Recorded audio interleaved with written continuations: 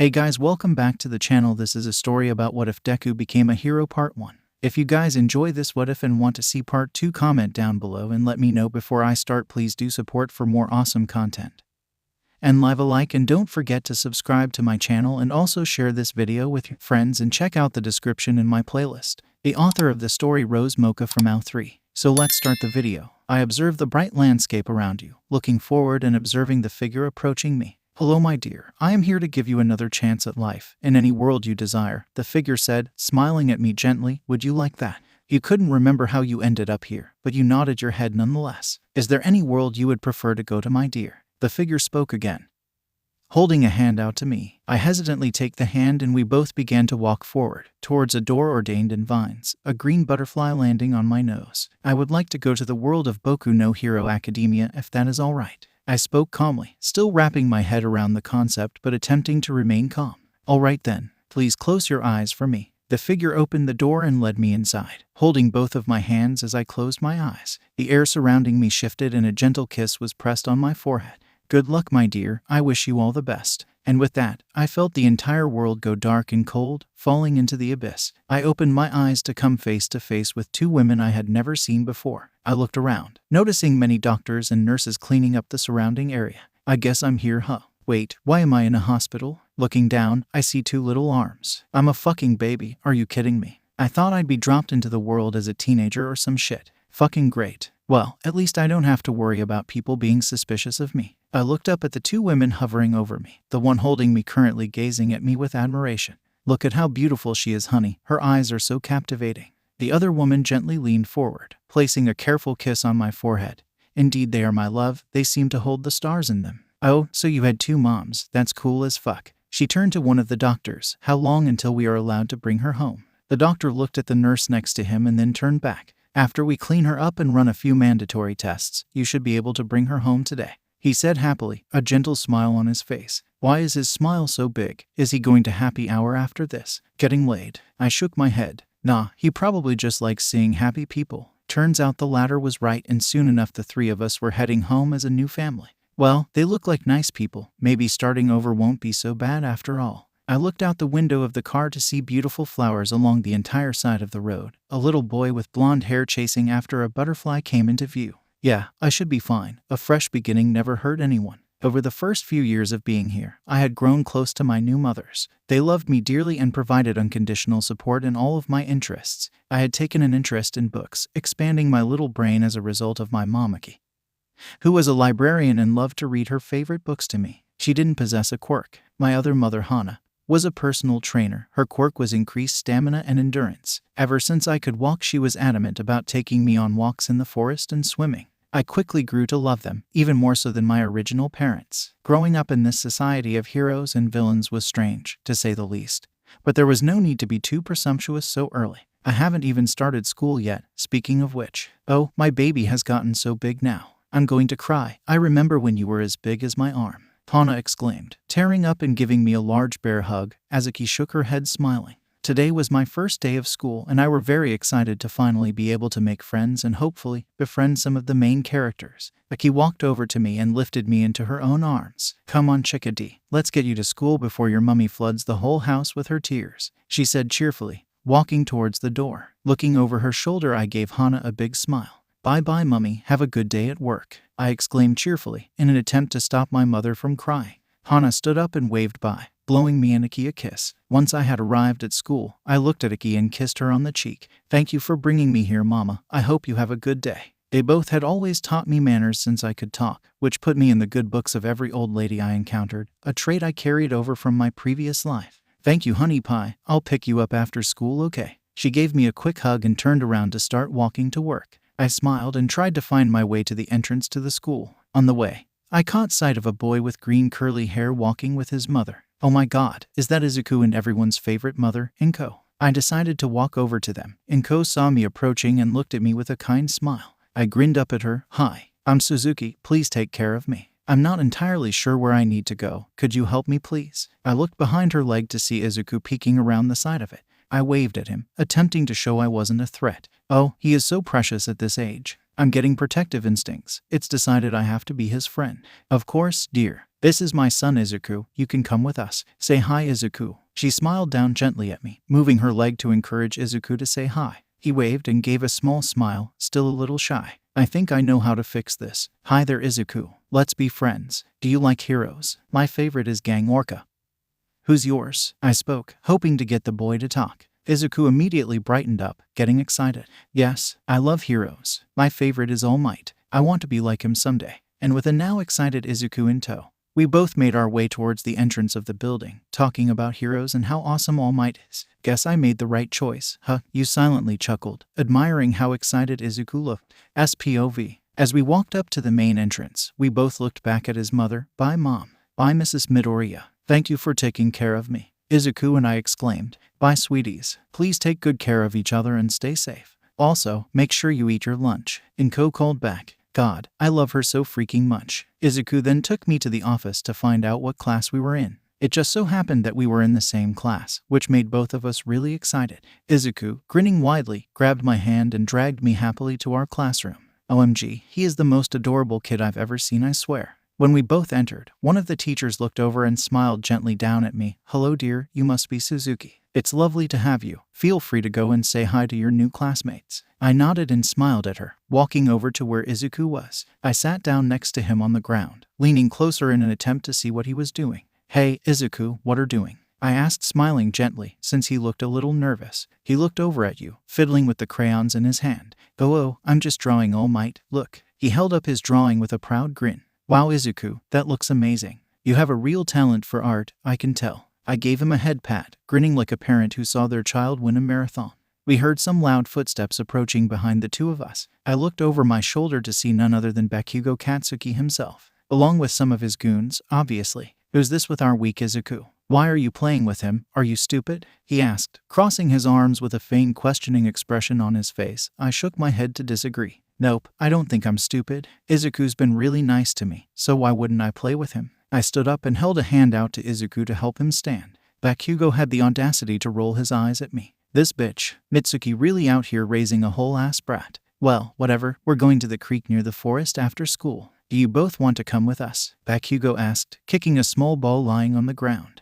Guess he was nice before he got his quirk. Well, I assume that's where we are at in the story since Bakugo is semi-nice to Izuku. Sure, Kaken, we'd love to. Right, Izuku answered, turning to me with bright, questioning eyes. Goddammit, how am I meant to say no to him? He looks so sweet right now, Lord help me. Of course, I'd love to hang out with you guys. I answered happily. Like hell I am. But maybe this is a chance to smack a little bit of sense into Bakugo's tiny brain. I placed my small hand on my chin and thought, thinking of ways to manipulate mini Bakugo into a better person without destroying the plot. The boys all looked at me strangely while I was in my own world. She's weird, one of Bakugo's goons whispered. Bakugo slowly nodded his head, confused. Bakugo then cleared his throat, pulling me out of that train of thought. Right, well, we're going to meet at the creek around 4. You two better not be late, or I'm so going to leave your asses behind. With that, he turned around and marched over to the building blocks. So he's already cursing at 4, how lovely. I looked over at Izuku, who was watching Bakugo with admiration.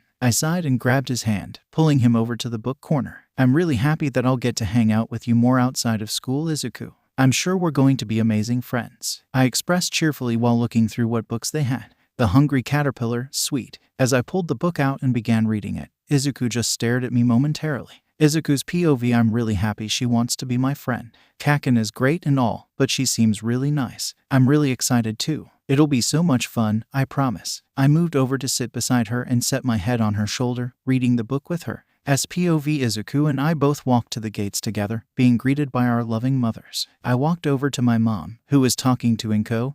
Hello, my sweetheart. How is school? Hana asked, lifting you into the air. I squealed, giggling while I answered. Hi, mommy, it was amazing. I made new friends and they even asked me to hang out with them later today. Oh, really now? Are any of your new friends around right now? She asked, wanting to speak to the parents to confirm this. She also wanted to make some new friends herself. Yep, my friend Izuku is over there with his mom. Her name is Inko, I said cheerfully, pulling her over to them. Izuku noticed us coming over and waved excitedly. He ran up to me, taking my hand in his. He was definitely the type to get attached quickly and showed it through physical affection. Did you ask your mom? Can you hang out with us later? Wow, your mom had really big muscles, he excitedly rambled, looking up at Hana in awe. I know, right? She's so cool, I whispered to him. 𝐴 walked over and held a hand out for her to shake. Hello, you must be little S Mom. I'm 𝐴. It's lovely to meet you. She smiled, a halo shining around her bun. Geez, I knew 𝐴 was an angel, but seriously, my poor eyes are getting blinded here. Ah yes, I am. My name's Suzuki Hana. It's nice to meet you as well, Mrs. Midoriya. Oh, please call me 𝐴.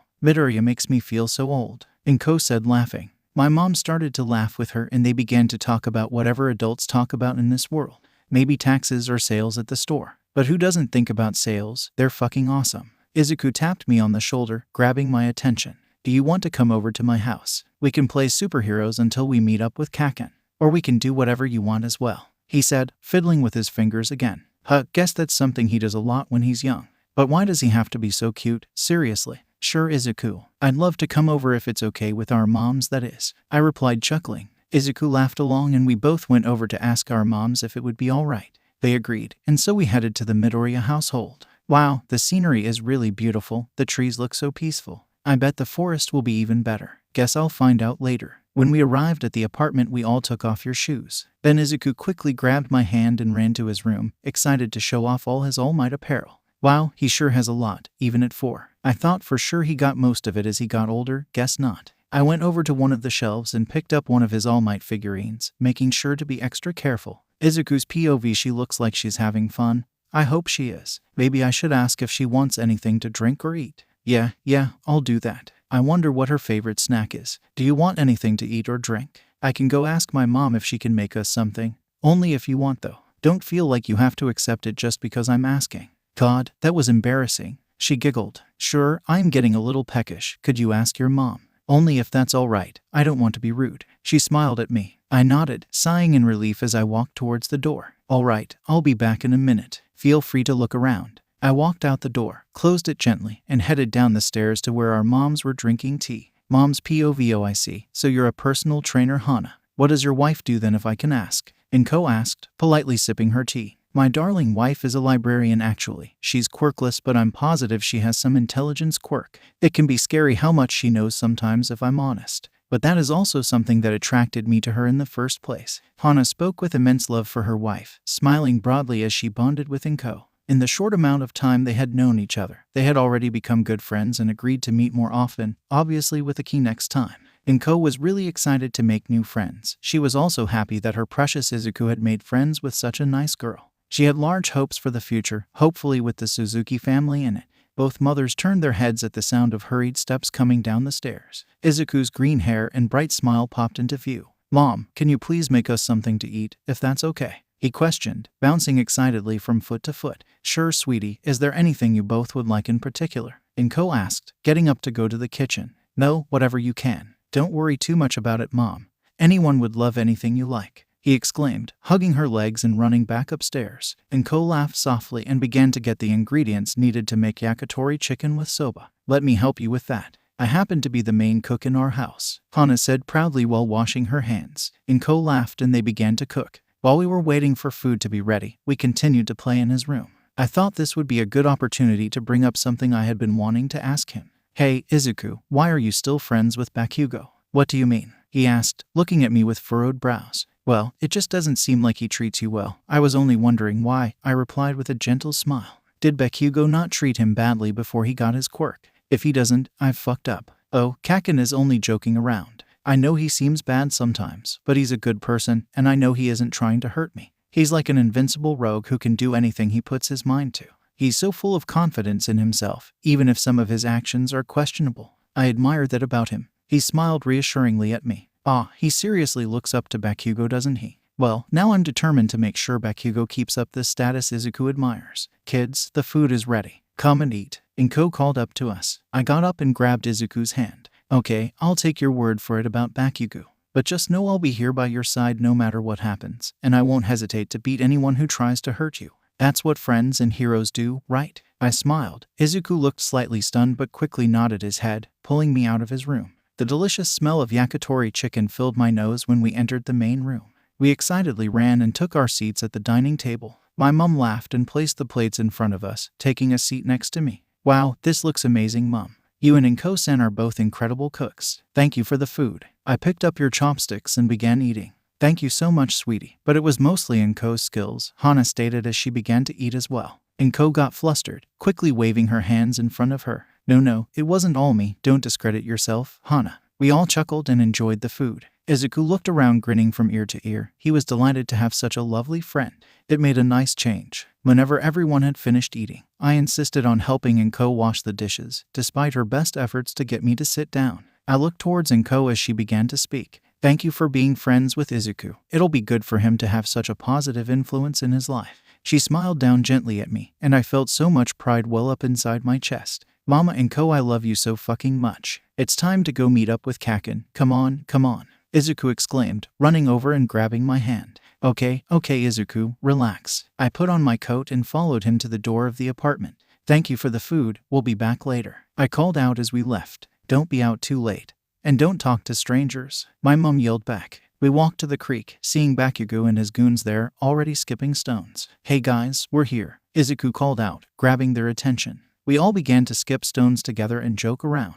This is more fun than I thought it would be. As I picked up a stone, Bakugo came over and took the stone out of my hand. I looked at him startled. This stone's crappy for skipping. You need one that is flatter, like this one. He picked up one, inspected it quickly, and then handed it to me. Let's see how good you are at skipping stones. He looked at me expectantly. I rolled the stone over in the palm of my hand and turned towards the water. Okay, yeah, he was way nicer before he got his quirk. I shook my head and threw the stone at the water. It skimmed once and sank under. Damn it. That was horrible. Here, let me show you how you should be throwing it. He picked up a stone he deemed acceptable and walked beside me. I stepped over slightly so I wouldn't get hit in the crossfire. He pulled his arm back, keeping his elbow straight, and threw the stone. It skimmed the water several times then sank under. That's how you do it. He puffed his chest out, proud. Damn, my ego is even lower now. Wow, that was pretty impressive. You're good at this, Bakugo. I complimented. He blushed slightly and picked up another stone. I know I am. Here, try again. Bet you're just as crappy as before, huh?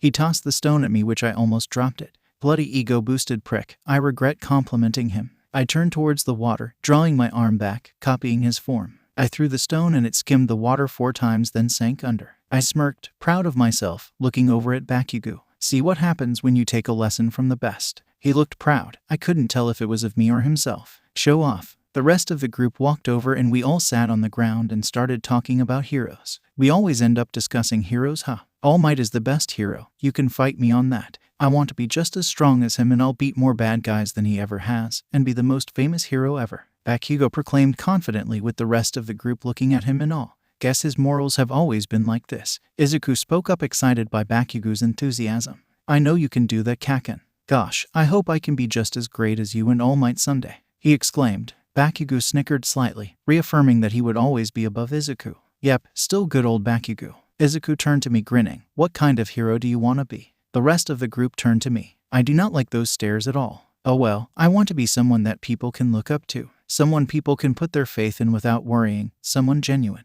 I'm not really into the whole thing with many current heroes only being interested in fame or money. It doesn't seem like what a real hero's mindset should be. In my eyes, a real hero should be someone who wants to save and protect the people of our society, regardless of their social status. Anyone can be a hero regardless of their quirk, whether they are considered weak or powerful. I finished off smiling gently at the group. Think I went just a little too deep there. We're kids, for God's sake, why would we be thinking like that? I looked up, seeing them looking slightly awestruck at my little rant. Wow, that's so cool. You think about stuff so deeply, it's admirable, Izuku said with a bright grin on his face. God, he's so sweet. Thanks, Izuku. Pretty sure I get that from my mom, huh? I replied, smiling back at him. I glanced over at Bakugo, seeing him seemingly deep in thought. Wonder what he's thinking. Bakugo met my eyes with a questioning gaze, as if whatever I had said seemed slightly foreign to him. Before he could say anything, I looked at my watch, seeing it was almost 8 p.m. Oh crap, Izuku. We need to go home. It's getting late. You guys should start heading home as well. We'll see you at school.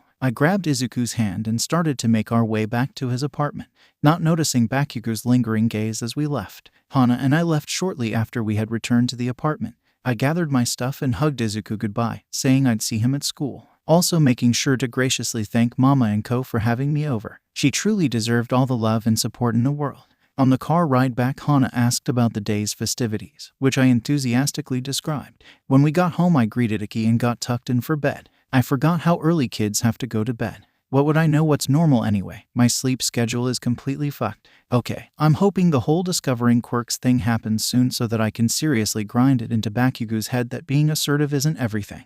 Also need to get mine and become a total badass. I nodded my head, beginning to nod off. I ended up in a completely white space with a white couch and coffee table. The same person who sent me to this world smiling gently at me. Hello, my dear. It's lovely to see you again after all these years. Have you been enjoying yourself? Oh, please have a seat. Would you like some tea, maybe hot chocolate? They beckoned me over, quickly busying themselves with making preparations. Oh, yes please. I sat down, observing the person in front of me. I never thought I'd see them again. Wow, this couch is so soft. Looking back at them, I noticed they had deep chocolate brown eyes. Well, they're gorgeous. Thank you, my dear. You've been growing up quite gorgeous already. Now I'm sure you're wondering about many things, and I'm here to answer those questions. They gave a closed-eye smile and placed a cup in front of me. I could feel my cheeks heat a little at the compliment, pondering over what to ask. Oh, thanks. First off, I guess is where are we? I questioned, observing the completely white room. I could never live here. It wouldn't stay this clean for more than a day. I looked back at the person across from me. Well, my dear, think of it as another realm of sorts, or as a dreamscape. You can access this place whenever you are unconscious. This is where I reside. Only sometimes I will bring you here for simple discussion like now, or you can come here yourself if you so desire it. They replied smiling. I sipped at the drink in the cup, mulling over the answer. I think I get what you mean, but my other question is what exactly are you? Also, what should I call you? They paused for a moment to think over my questions. They didn't seem to know how to explain it. Well, I'm not too sure exactly of what I am. You could think of me as a deity of sorts. I'm able to grant rebirth as you are aware, but I just watch over those in my care, like a guardian angel of sorts. You can refer to me as anything you like. I don't necessarily have an identity. They smiled again. Is there anything else you would like to know? No thanks, I think I'm all right for now, I responded, smiling at the person. They nodded and stood up, extending a hand toward me, which I accepted it standing up as well. They gave me a gentle kiss on the forehead and everything became blurry. I woke up back in your room, reading the clock which said it was 1 a.m. That was so strange. I entered the classroom one day and saw a circle forming around someone, the teachers hovering near. Walking over to hear distinctive exploding sounds. Damn, already. I saw Bakugo in the center of the circle with a wide grin on his face and his eyes slightly glazed over. Wow, you can tell he feels like a god. Wool, what a fantastic quirk. It's flashy enough for a hero's quirk, Katsuki. The compliments fueled Bakugo's ego. I'm starting to understand why he became so arrogant so early on. The crowd soon started to disappear, leaving Bakugo on his own admiring his quirk. I walked over and sat with him, watching the sparks appear in his palms. That's pretty cool, Bakugo, I commented. I didn't want to add fuel to the fire, but I had to admit, it was a good quirk. I know. I'm so awesome. My quirk is gonna be better than everyone else's in the class, I'd bet on it. He boasted, creating more explosions. Geez. Every quirk has its own uses, thought, so how can one be better than another? I'm not doubting how cool your quirk is, don't get me wrong. But it's difficult to fairly compare one quirk to another, right? I spoke calmly, hoping it didn't piss him off too much. He looked at me incredulously for a moment, about to reply. But instead, he took a second to think before replying. Still, mine's fucking awesome. I'm gonna be the #1 hero, just watch me, he declared. He looked at his hands, then back at me. What do you think about my quirk? He asked. I think it's a good quirk. It seems like it has a lot of potential in the future. Definitely good for being a hero, I'd say. I replied, giving him an awkward pat on the shoulder. He looked pleased and marched off to get compliments from others. I can't tell if I'm making this worse or not. Izuku entered the classroom. He immediately lit up when he saw Bakugo's quirk, running over to shower him with compliments, gushing over how cool it was. Bakugo didn't appear to give a shit if Izuku thought his quirk was cool or not, but he reveled in the admiration regardless. I feel bad for Izuku. Bakugo doesn't appreciate his friendship. I hope I can at the very least lessen how badly he treats Izuku. Whenever Izuku was done gushing over Bakugo, he came over and immediately started talking about one of All Might's latest fights, fawning over the #1 hero. I smiled, occasionally joining in with some of my own commentaries. Hi, I'm back, been a while lol. I'm sorry this is so short. It would have been longer if not for the fact I'm back at school, which is incredibly draining. I'm also trying to recover from disordered eating, which is getting better. Again, incredibly sorry for this being so short. I promise to do better next time. I'm attempting to get a somewhat decent writing schedule, but it has been very difficult. I'm working on the next chapter, but it will be delayed as one of my relatives has passed and the funeral is this week. I have track tests coming up soon, so school is taking up even more of my time than I'd like it to. Thank you so much for the support on the story so far. If there is anything you would like me to add in the future to the story, please do let me know. Well, that's all. I'll see you when I see you. Until then, hope you have an amazing day, night, stay hydrated, eat something and sleep well. Lesser than 3. The following day when I entered the classroom, Izuku came running over to me at the speed of light. Damn, he's fucking fast. Guess what is happening today? He beamed at me, sparkles floating around him. What is this? A shoujo manga. What's happening today, Izuku-kun? I can guess it's something amazing, right? I smiled at him, his excitement being highly contagious. One of these days I'm going to die, solely from wholesome overdose. Izuku, I'm suing. You'll be paying for damages. I'm going to the doctor after school to get my quirk checked. I'm so excited. Do you think it'll be cool? I wonder if it'll be as cool as 𝐀𝐦. He rambled excitedly, grinning like the Cheshire Cat. He's always so enthusiastic about quirks, huh? It's endearing. I smile softly at him. Ooh, how exciting, Izuku. I'm sure your quirk will be as phenomenal as you are. My words made him momentarily freeze. He looked at me, blinked, and then resumed rambling. It seemed Katsuki had overheard the conversation, deciding to butt his egotistical comments into the blissful bubble. Huh, like your quirk could ever be like mine. My quirk is superior. And even if you do get a cool quirk, I'm still going to be the #1 hero. He smirked, doing his annoying giggle. I swear to God, Katsuki, I'll get Mitsuki on your ass. I told Izuku to ignore him, opting to ask whether he saw the All Might fight that happened yesterday. We both talked about heroes for the rest of the day, drawing pictures of All Might and showing off our collector's cards. When school ended, we walked to the gates together before parting ways, making Izuku promise to call me after his appointment. He nodded ecstatically, anticipating the day's next events. Around 7 o'clock, Aki called me downstairs. I ran down, seeing her frowning when you entered the living room. Sweetie, I just got a call from 𝛽. Izuku was told he was quirkless. She offered us both to come over. Would you like that? I nodded, grabbing my coat and an All Might figurine I had been wanting to give to Izuku. When we arrived, I gently knocked on the door. 𝛽 opened up, smiling grimly at us both, letting us inside. I waited in the living room while 𝛽 went to go speak with Izuku. Izuku POV. I watched the video over and over. Can you see? He's already rescued 100 people. It's unreal. It hasn't even been 10 minutes. Unreal, just unreal. I heard my mum enter the room, closing the door behind her. He's laughing. Mommy, no matter where people in trouble are, he goes and saves them with a smile. I turned to look at her, 'cause he's a super awesome hero. Tears poured down my face as my mum looked at me with grief. Do you think I could be one too? She ran over to be pulling me tightly into her arms as she ran her hand up and down my back. I'm sorry, Izuku, I am so sorry. She cried with me, holding me as tightly as she could. No, Mom, that's not what you're supposed to say. What I wanted you to say was, Izuku, sweetie, is here. She wanted to make sure you were all right. Is it okay for her to come to see you? Was here. Why would she come to comfort a quirkless loser like me? I nodded, and my mum left to go get her. A few minutes later entered my room, smiling at me, holding something behind her back. Hey Izuku-kun, how are you feeling? How could she still be so happy, as if nothing was wrong, like nothing had changed? I shook my head and the tears started to fall all over again. She came over and wrapped her arms around me, hugging me close. You know, Izuku, my mumaki is quirkless too. She's an amazing mum and she loves her job. She's brought so many people joy and saved many. Even when she faces struggles, she puts on a brave face, overcoming all the challenges that come her way. She's strong, maybe even more than my other mummy. Just because you don't have a quirk doesn't mean you'll never amount to anything, or that you can't achieve your dreams. She traced shapes up and down my back,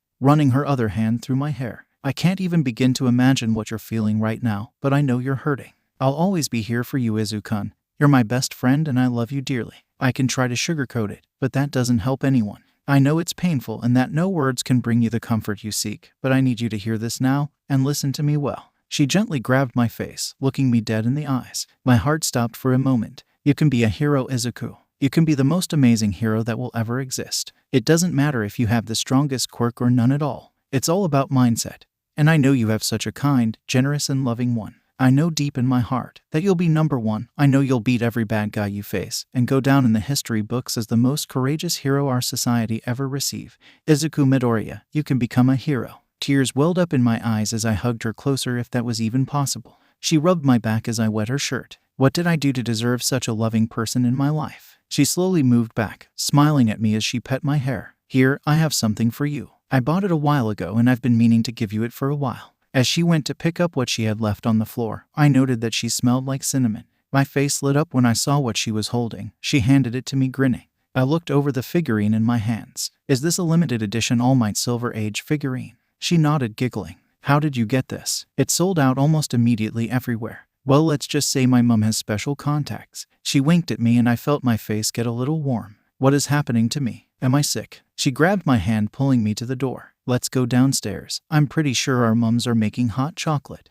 When we got downstairs, the kitchen smelled like chocolate and cinnamon. I smiled to myself. Cinnamon is my new favorite smell. SPOV, I was not pleased when I got to school the next day. News spreads fast, and unfortunately, that isn't always a good thing. I saw a crowd of kids surrounding a distant-looking Izuku. He said he doesn't have a quirk. It's called quirkless. So lame. I saw Bakugo grinning to himself at the side. I'm going to fucking deck a bitch. Calm down, relax, and use your words. Speech first, fists later. I walked over to Katsuki, tapped him on the shoulder, and dragged him to a separate part of the classroom, ignoring his angry protests. He's not using his quirk to get me off. At least that's something. So Katsuki, what do you think of the news? I'm sure you have lots to say about your friend, right? I raised an eyebrow at him when I heard him tisk. I will jump you, mate. He lives up to his name of Deku.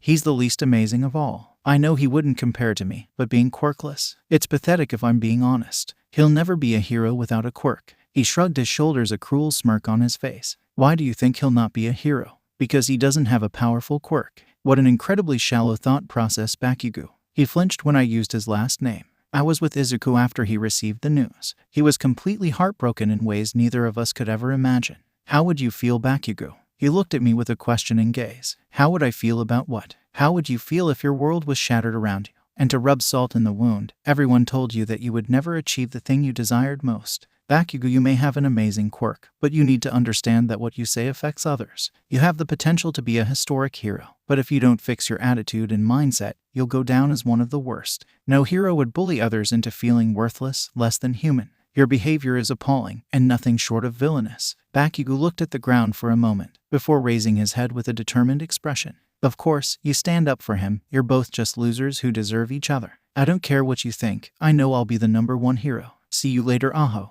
He shoved his hands in the pockets of his shorts and marched off towards his goons. I'd like to hope that got through to him a little, but I doubt it. But pat on the back, you didn't punch him. I patted my shoulder, going over to comfort Izuku once again. I wrapped an arm around his shoulder, sitting next to him. I ran my fingers through his hair like I had the night before. He leaned into my touch, making me smile. Don't listen to what anyone says, Izuku. Time will pass and soon they'll realize how wrong they were forever doubting your strength. If anyone can become a hero, it'll definitely be you. I just know it. Around a month later, I was playing in the forest with Izuku, Bakugo, and the goons, marching after Bakugo. Seriously, why the fuck do we all still hang out? Bakugo hadn't been treating Izuku too badly, with light name calling and teasing. I wondered when the proper bullying would start, if at all. Wonder if my speech knocked some sense into Bakugo's pea-brain. Forward march, and here we go. Members of that agency, Bakugo. Yeah, probably not. Sound off. Damn, he really looks like a flying squirrel. Izuku ran down to help Bakugo while Bakugo falling memes flashed into my head. I wonder if he got brain damage and that's why he became an insufferable asshole. I looked down, observing the scene unfold. Kaken fell in. Hey, are you okay? Did you bang your head, Yarrow? I chimed in. He'll be alright. He's tough. Don't keep us waiting. Yeah, it was nothing. Bakugo called back up, freezing when he saw Izuku before him, holding out a hand. Are you okay? Can you get up? If you hit your head, that'd be bad. Izuku asked, concerned for his friend. God, he's so fucking sweet. I'm gonna die. Bakugo looked mad. How dare anyone undermine his strength? He was perfectly fine, not a scratch on him. He especially didn't need help from a quirkless loser. He looked up at me, seeing brief concern and question in my eyes. Was I looking down on him? He jumped up, dusting himself off, and continued to march through the forest, acting as if nothing had happened. When we reached some flat ground, we all sat down talking about the latest hero stuff. I pulled Bakugo off to the side. He didn't protest as much as last time. You okay, Yarrow? Didn't bump your head or anything? I looked at him with concern. He just nodded, stuffing his hands into his pockets and sitting on a log. I sat down next to him, putting my hand on his shoulder. You know, Katsuki, there's nothing wrong with accepting the help of others. Everyone needs help sometimes. We're your friends and are just worried for you. No one is underestimating your oh so mighty greatness. We just want to make sure you're okay. Izuku just wanted to help. We aren't your enemy, Bakugo. I just want to help. I smiled at him, hoping he wouldn't explode. 𝗏+𝜇 explosion. 𝗏+𝜇. I don't need your help, Aho. The future #1 is strong and doesn't need help from a weakling. Anyway, why do you even care? He glanced over at me. Because that's what a future hero in the making does. I grinned. He grumbled, turning away, kicking a rock. I chuckled to myself. Stubborn brat. As we all continued to muck around, I observed a daisy. It looked so beautiful, gently blowing in the wind. I reached out to pick it up and freaked out when I saw a soft glow on the tip of my hand. The daisy grew larger. "Holy shit," I exclaimed, catching the attention of the rest of the group who rushed over. "Are you okay? Are you hurt?" Izuku questioned. "I'm okay, but I think I just made that daisy grow way bigger," I responded, flinching when my fingertip grew hotter and hotter. Izuku's eyes glowed with excitement. "For your quirk. It's so cool. Can you do anything else?" He jumped about excitedly as he asked me rapid-fire questions. Byakugo looked slightly impressed, deciding to himself you weren't a threat to his position as number one. I had to get home as soon as possible. Mommy, I got my quirk," I exclaimed loudly as I ran through the door, startling them. Once their souls entered their bodies again, Hana ran over, hoisting me into the air. "My little sunshine got her quirk. Aren't you happy, Iki? She's gonna become the number one hero, just wait." "How'd you discover it, Sunshine?" I relayed the story of events that led to me discovering my quirk. They decided to take me to the doctor to confirm and see what my quirk was. When we got there, we passed by a cat that was watching us go into the building. Weird cat was probably judging me. Oh well, it was cute. The doctors confirmed my quirk, albeit being slightly confused about how I ended up with a nature quirk when Hana had a strength quirk. It was put down to random chance. When we were leaving, I saw the cat from earlier stand up, starting to follow us. As we all continued walking, the cat kept following. My mothers didn't notice the cat yet, but when I reached the house and it was still there, they definitely noticed. The cat hissed whenever Iki tried to pick it up, rubbing against my legs and purring. I bent down to pick the cat up, and it cuddled into your arms, purring. My eyes lit up, and they both let out a deep sigh. "Yes, sweetie, you can keep it, but it stays in the kitchen until I can take it to the vet," Iki stated. I nodded happily, walking into the house, nuzzling my nose into the cat's fur. Who cares about rabies or tetanus when the cat is this cute? As it turned out, the cat was a she, and I decided after the painstakingly difficult process to name her Raven because of her deep black fur. Raven eventually warmed up to my mother's, still mostly listening to me only, following me everywhere I went. But tomorrow I had school, and she couldn't follow me there. "Now Raven, you know I love you dearly, and I wish I could bring you with me everywhere if I could. But sadly my school has a strict anti-animal policy, so you can't go. I need you to be a brave girl and stay at home cuddled up in the soft blankets on my bed until I get back." "Okay." Raven nodded, rubbing her head against my hand. Could she understand me? Well, the more you know. God, she's so fucking adorable. Byakugo approached me during class, coughing into his fist to grab my attention. I looked up at him, raising a brow in question. Byakugo answered my questioning look. "Okay, so I told my mom about you after we all went to the forest yesterday and about how you got your quirk and all that shit, and she hasn't stopped pestering me to invite you over for dinner. So will you come over tonight so she gets off my fucking back?" "Yeah, sure, I'm good with that. She can talk to my mom about it at the gate." I put my bag on my shoulder, walking towards the door with Byakugo quickly catching up with me. When I reached the gate, Byakugo yelled at Mitsuki to come over to where me and Iki were standing.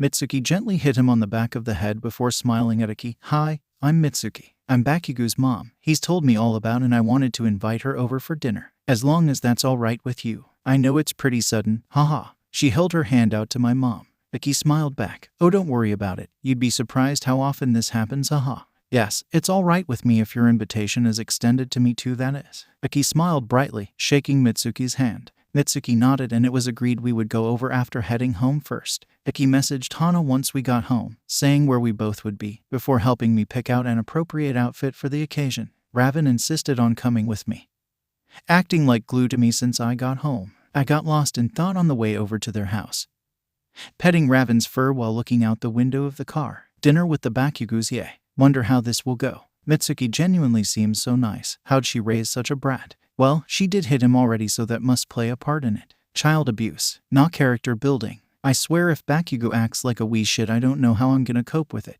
Before I knew it, we arrived at the house. Iki knocked on the door, and it soon opened to reveal Masaru. "Hello, you must be Iki-san, and it's lovely to meet you both. I'm Masaru, Mitsuki's husband." He smiled, beckoning us both inside. I looked around me, admiring their house. Damn, their house is hella nice. It smells amazing. We all entered the living room, seeing Byakugo sitting on the couch, watching the TV. He glanced over, before going back to what he was doing. Mitsuki smacked him on the head. "Katsuki, greet the guests properly. What did I teach you about good manners?" She told him off, making him grumble a hello to me. Satisfied, Mitsuki turned to greet us both herself. "Thanks for coming over. Sorry if the house is a bit of a mess. I would have cleaned it properly if I had more time in advance." The adults moved into the kitchen where dinner was being made, leaving me and Byakugo alone.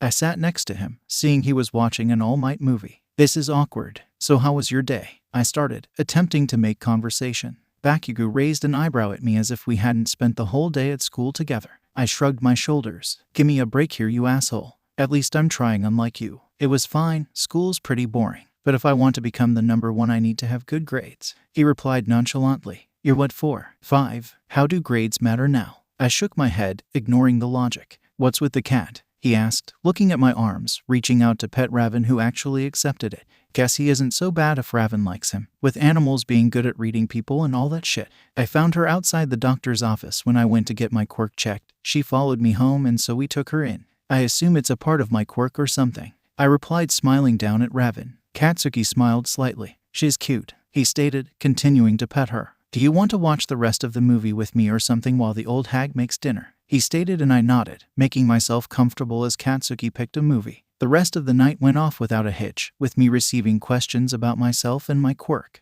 Byakugan occasionally gets told off and smacked on the head. I concluded that Mitsuki was really nice, but she didn't know how to be the most loving mother. Masaru was a complete sweetheart and he got on swimmingly with Iki. Come the end of the night, the parents all exchanged numbers, promising to meet up for coffee. 𝐻𝐸 walked over to me, immediately petting Raven, who was in my arms once again. Thanks for having me over. I smiled. It's nothing. She wouldn't give over about wanting to meet you. Something about being shocked I was friends with a girl. He grumbled, shoving his hands in his pockets. We all said our goodbyes, waving to 𝐻𝐸 and getting into the car. That went way better than I ever thought it would. Kinda concerned for 𝐻𝐸 and how he's being raised. We can work on that though, all in good time. Over the next few years, I progressed with my life. I got closer with Izuku and 𝐻𝐸, helping the latter be a slightly better person. It resulted in his treatment of Izuku being slightly improved, though he was still a jerk. We were now in middle school now and I had adopted 4 street cats. Hana was not impressed but knew she couldn't do anything about it. Animals just gravitated towards me. My quirk had also developed. I could now grow plants, create a small light at my fingertips and make a small waterfall. I thought I was pretty cool. Occasionally I had meetings with Himari, learning more about my quirk and myself, though I still had no idea how I came to rebirth in this world. I walked into my house after school had finished, holding a punnet of strawberries I picked up from the store. You nearly dropped them at the sight before me. Hawks was sitting on my sofa petting one of the cats, sorry, as he talked with Hana. Hana beckoned me over when she saw me, Hawks glancing over at me with amusement. I quickly collected myself and walked over, slightly waving at the young Hawks. Hello, sweetie. This is my new client 𝐀𝐦. He's an up-and-coming hero. I'm helping get stronger and all that stuff. She smiled, slightly worried about why I seemed so shocked to see the young man. Hiya, nice to meet you. I've heard a lot about you from your mum. You're 14, right? We're only a couple of years apart. Let's get along, yeah? He said, winking at me. I flushed a little, shaking the hand he held out to me. Holy fucking shit, Hawks is in my house. He patted the seat next to him, to which I quickly ran. He chuckled and asked me about how school was going, my quirk, and just general stuff about myself. Hana left a while ago to make a plan for Hawks to follow. Wait, so your quirk is nature, and you attract animals, including these cute cats? He asked, grinning as he petted Becca, who was cuddled up in his lap. I nodded as I pet Raven. I were still the closest with Raven out of all my cats. Does that mean I can call you 𝐀𝐻? I flushed. Sure, if you want to. Can I call you Birdie? He gave a cheesy grin, agreeing to the nickname, which he found incredibly cute. We both conversed for hours, until he eventually had to leave, after being forced to stay for dinner by. He said his goodbyes to my mothers, who left us both at the door. Thanks for being such a lovely conversationalist tonight, 𝐀𝐻. It was lovely getting to know you. He winked, lifting my hand and kissing the back of it. Sori and Becca were rubbing against his legs. He chuckled and bent down, petting the both as they purred. Yes, goodbye to you both too. He stood up and reached into his pocket, taking out a piece of paper and handing it to me. Here's my number, text me. He smiled, said a final goodbye and left, waving as he left. I closed the door, sank to the bottom and reconsidered my life choices. What the absolute fuck just happened? I was chatting with Izuku before class started, discussing quirks. Hey Izu, do you have any idea what I should do to work on my quirk? I feel so limited in my abilities right now. I asked. I can't really do much currently. I really need to work on myself. Well, you could always read about different things in nature and try to put them into practice. Or you could always watch heroes like 𝐀𝐸 Woods. He's kind of similar to you. Let's run through your current stats. He's a nerd, but I love him. I sighed happily listening to his ramblings. Since I got my own quirk, he had been nothing but supportive, trying his hardest to help me learn and become a better hero in training. Currently, you can grow some plants but nothing too large, like small shrubs and flowers. You can create a small waterfall which you mostly use to water said plants or chug during class. Honestly, it's as if you've never drunk water in your life sometimes. And you can also create a small light from your fingertips which you use as a laser pointer to play with your kids. He looked at me, amused as I protested his words. Excuse you, but the laser pointer is an excellent use of my quirk. My cats adore it, and for the last time I do not act like a mother toward them. The baby voice you use as you cradle them in your arms says otherwise. He chuckled. I gave in, laughing as well. Izuku and I were extremely close, being there for each other as the years went by. Much to my surprise, Katsuki hadn't been as cruel to Izuku as he had originally been. I had hoped it was my influence, but I wasn't sure. I watched Izuku's face, full of light and joy, completely oblivious to the pains he would face in the future. I often wondered what he would have been like if he didn't receive All Might's quirk, if Hero Society didn't destroy him, without the trauma of the war and the deaths of some of his mentors. What kind of life would he have had? Maybe a police officer, or a teacher. He would fit those roles well, I thought. He met my eyes. Smiling, he said, maybe you could go to the library and take out some books. Your mom works there, right? So you could ask her about what books you should choose. He took out one of his hero notebooks. I can't remember when he started them, but he always loved sharing any new information he found out with me. He flipped through the pages, showing me any hero he thought could help me in my quest to become stronger. I love him so fucking much. He doesn't deserve all the things that happened to him in the future. The bell interrupted our conversation, signaling that we had to go back to class. I let out a deep sigh. Jesus Christ, I can't keep doing this. School will be the end of me. Himari, if you can hear me, put me out of my misery, please, I beg you. I sat in your seat, which was next to Katsuki. He looked over at me. I overheard a bit of your conversation with the nerd. If you want to make your quirk stronger, you have to train. Books are good and all, but your body needs to be strong enough to handle the new changes in your strength. For example, remember when you first started creating the light at your fingertips, and your body took a while to adjust to how hot your fingers could become? I nodded along, taking into consideration what he was saying, making a mental note to start training. Maybe I should get my mom to help me out. I'm sure she'd love it if I took an interest in fitness. I looked back to Katsuki when he coughed into his fist, looking at me expectantly. Oh right, yeah, thanks for the advice. You're actually good at advice when you aren't angry. He just, your mom's a personal trainer, right? Do you think she'd be willing to take on a new client? If I want to become number one, I need to train as well. He asked, turning his head away from me, a little bashful. He never liked asking me for anything. He thought it was a sign of weakness, something he learned from his mother, no doubt. But since we were kids, I tried my hardest to make it clear to him that he could ask me for anything. We were friends and I'd always be willing to help him with anything he needed. That was a result of the people pleaser in me, for better or for worse. Yep, she is. I'm sure she'd be more than happy to help out a friend of mine. She takes pride in her work and loves to share her passion for fitness with the world. I explained, always happy to talk about my mother's once given the opportunity. I'll message her to ask whenever school is finished. Do you think we could train together? It's always good to have a partner, right? He nodded, turning to pay attention to our teacher. Always thought he was the bad boy bully type who doesn't care about grades. But I guess doing well has always mattered to him. I walked toward the doors of the library he worked at once school finished. After messaging her in a you know how you love me tone, Hana had agreed to take Katsuki under her wing. Opening the door, I was greeted with the comforting smell of books and vanilla. I adored coming to the library, but I didn't get an opportunity to most of the time when I was at school. I greeted my mom before going towards the section containing books on the natural world. I browsed the aisles for what felt like hours. I picked out a few books including Merlin Sheldrake Entangled Life, Colin Tudge The Secret Life of Trees, and physics textbooks about light and water. I brought the books to the counter to check them out, Aki immediately knowing what I was doing. I heard a ding from my phone, smiling when I saw the name on the screen. Birdie Co. Come over, I've missed you. Read 4:50 p.m. I can't, Birdie, I need to study. I have a lot of homework to do, plus some personal work. Plus we can have fried chicken and you get to see your favorite hero. Read 4:54 p.m. Okay fine, I'll come over. You won this time, but you won't next time.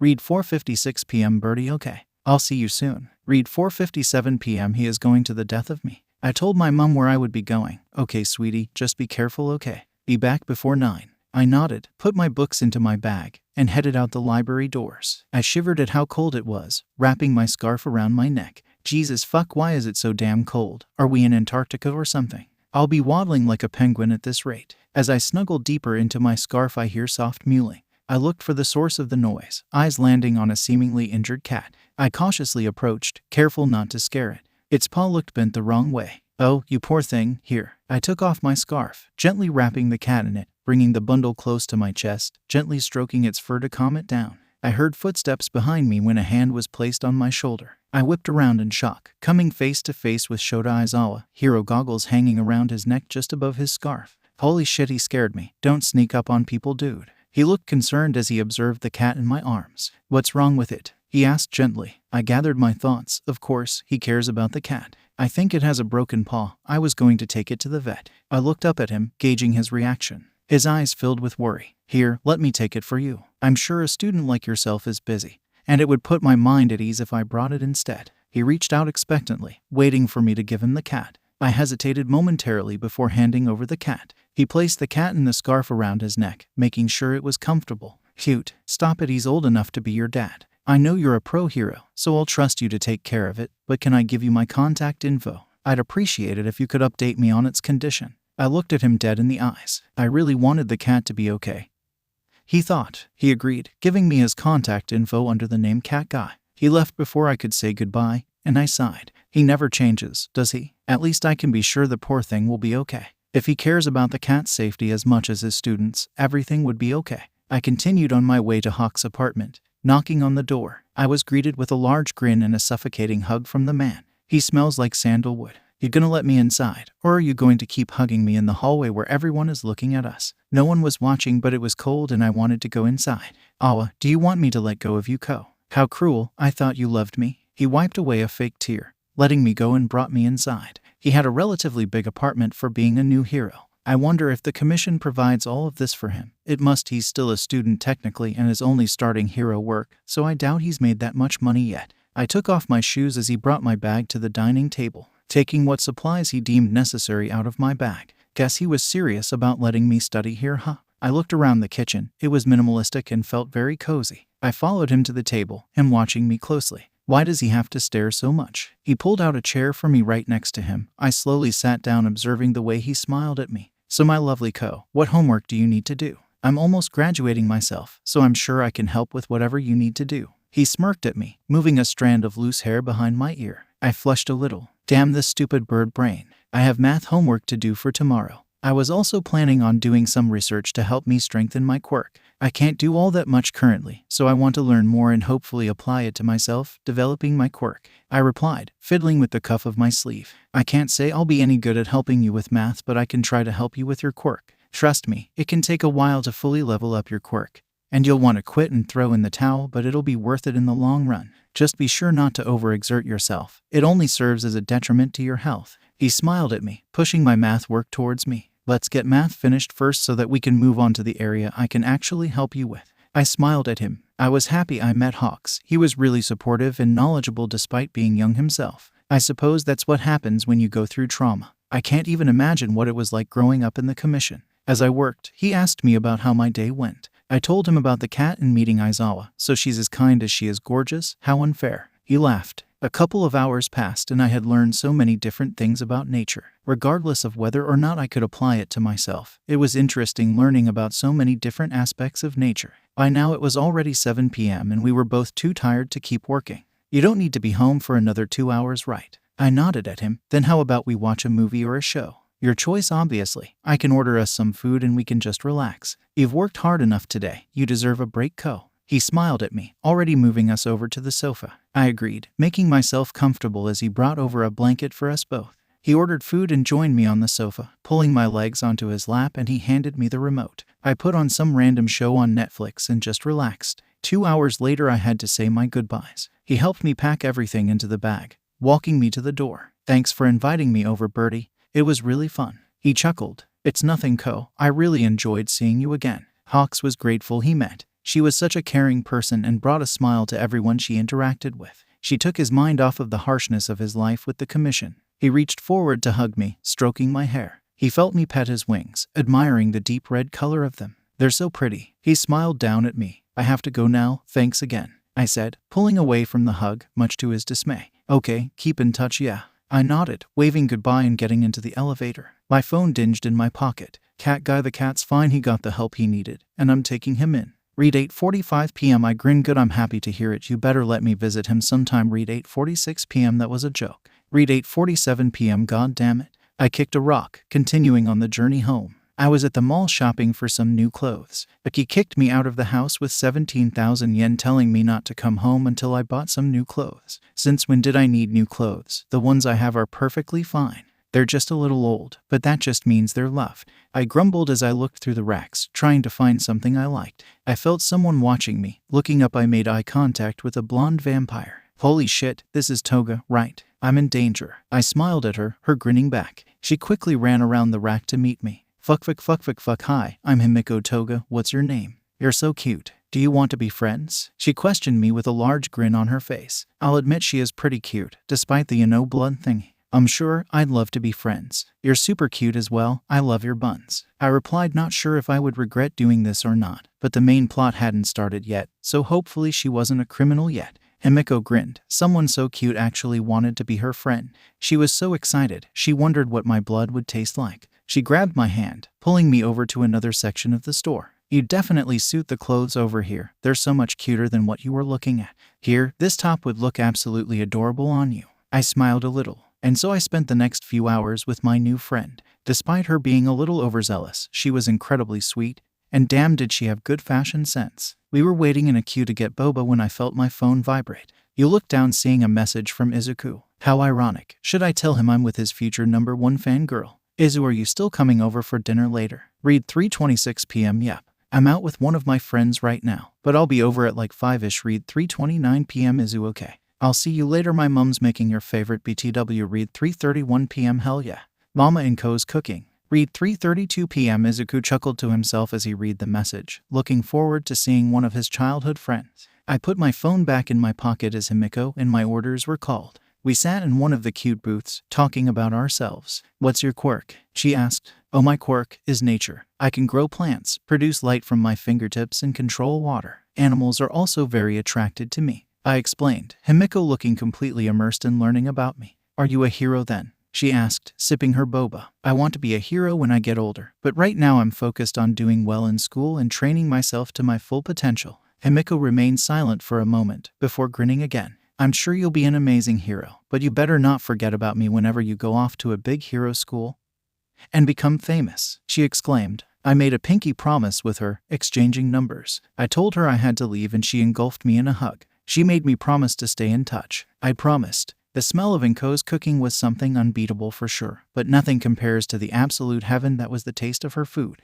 It was like a deity had blessed her with the ability to cook the most beautiful food ever. I could rave for hours about how much I loved Inko and her cooking. Izuku loved listening to me ramble about his mom for hours on end.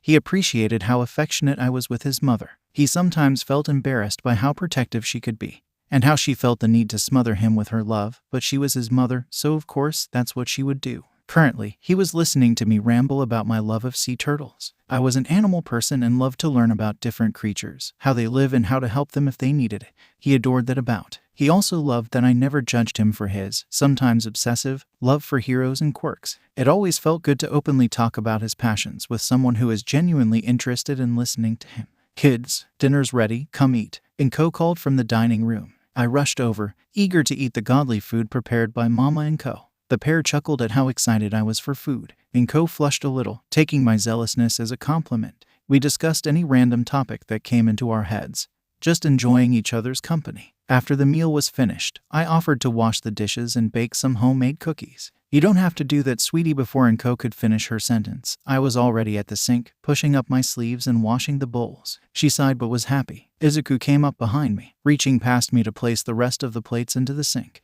We smiled at each other, him moving to grab the ingredients I would need out of the cabinets. I hummed as I washed the final dish, not noticing Izuku the small smile on his face as he admired me. I dried off your hands, grabbing a mixing bowl from the cabinet. I'll get started on the cookies. You sit down, Izuku. I ushered him to sit despite his brief protests. In a large bowl, I whisked together the sugar, salt, and butter until a smooth paste formed, listening to Izuku talk about his day. I got this new poster, it's vintage. It looks so cool. Remind me to show you it later. He watched me whisk in the egg and vanilla together, making stiff peaks. Are you sure I can't help you? It must be tough on your arms. He looked concerned as I laughed. Don't worry, Izu, I'm all right. I'm stronger than I look. Check out these muscles. I flexed one of my arms as I held the bowl in another. He pouted. Fine, but let me help out at some stage, please. He looked at me with puppy eyes. I folded instantly. Okay, you can help me put them on the baking tray once the mixture's ready. I laughed as I sifted in the flour and baking soda, folding the mixture with a spatula, taking care to not overmix it.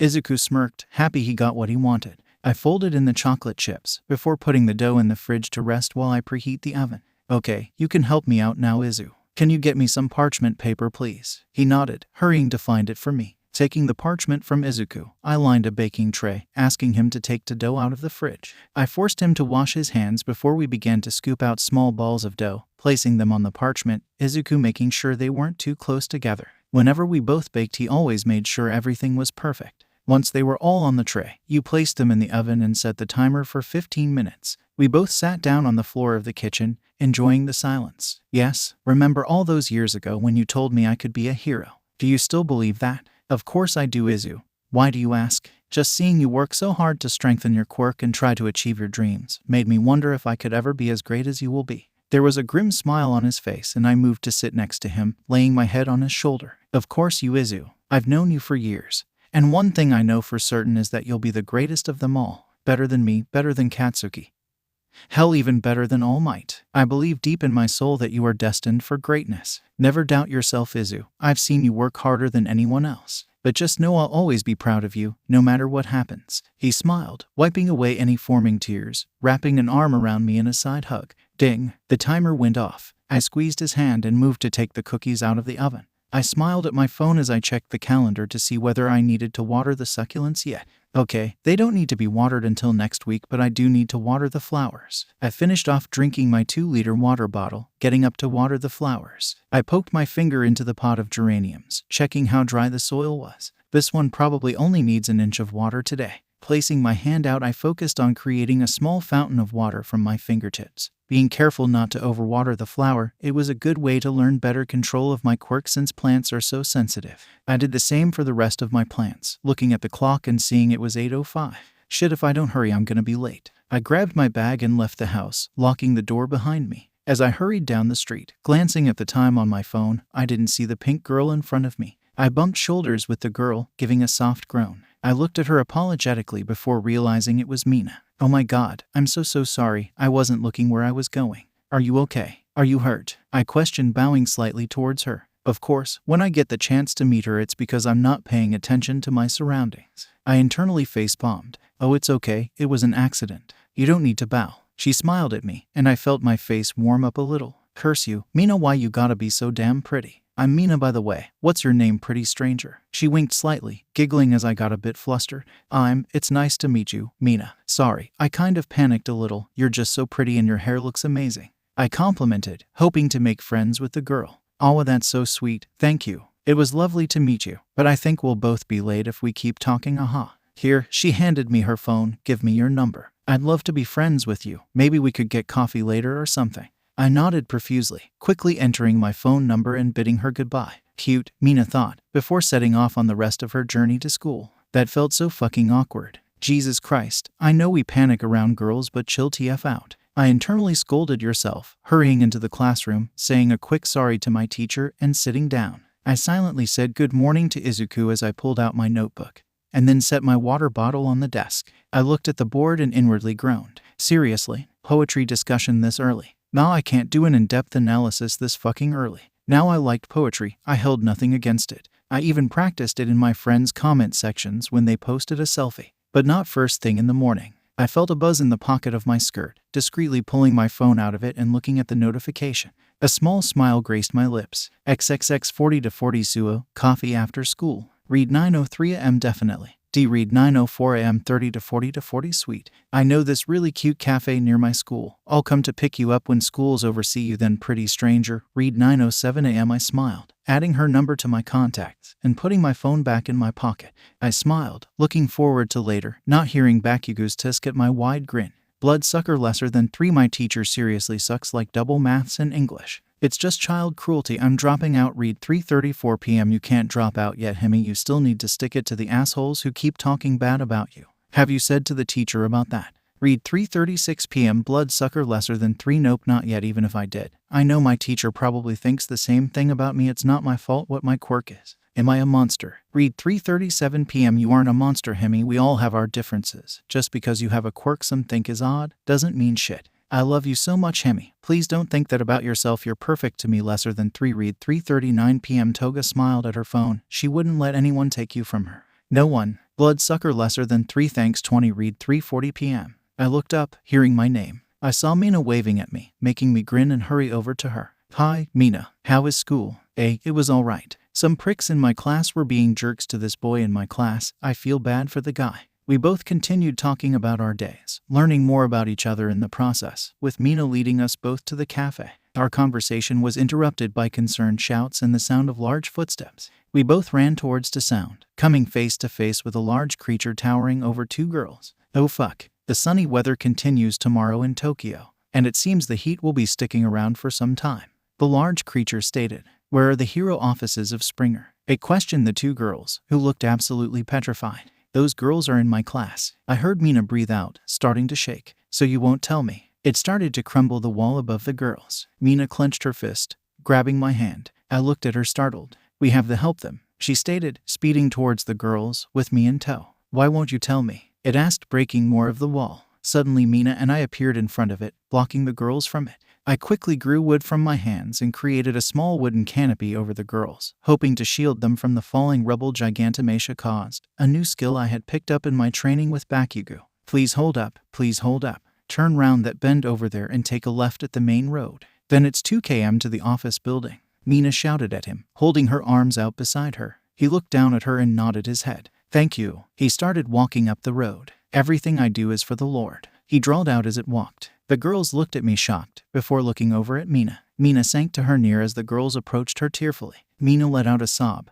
That was so scary. The girls hugged her tightly, turning to me to grab my arm and pulling me into the pile as well. Oh my God, Mina, thank you, thank you, thank you. One girl exclaimed. If you hadn't come, we would have been dead for sure, cried the other. They both turned to me. Thank you so much as well. We for sure would have been crushed if you hadn't covered us. They hugged me tightly, and I smiled reassuringly at them, softly rubbing their backs awkwardly in comfort. Holy fucking shit, that was terrifying. I sighed in relief, looking around the street at all the people staring. I caught sight of a black-haired boy who looked incredibly guilty. Mina, I'll be back in a minute, okay? I smiled at her, as the trio of girls all collectively sobbed. I started walking over towards the boy, who clenched his fist as he stared at the ground. Why didn't you go? Kirishima thought as he clenched his jaw. He saw Shu standing next to him in his peripheral vision, looking up and making eye contact with a girl around his age, soon realizing she was one of the girls who helped save the kids from his school. Pretty, he thought. Are you okay? You look pretty distressed, I questioned, smiling at him.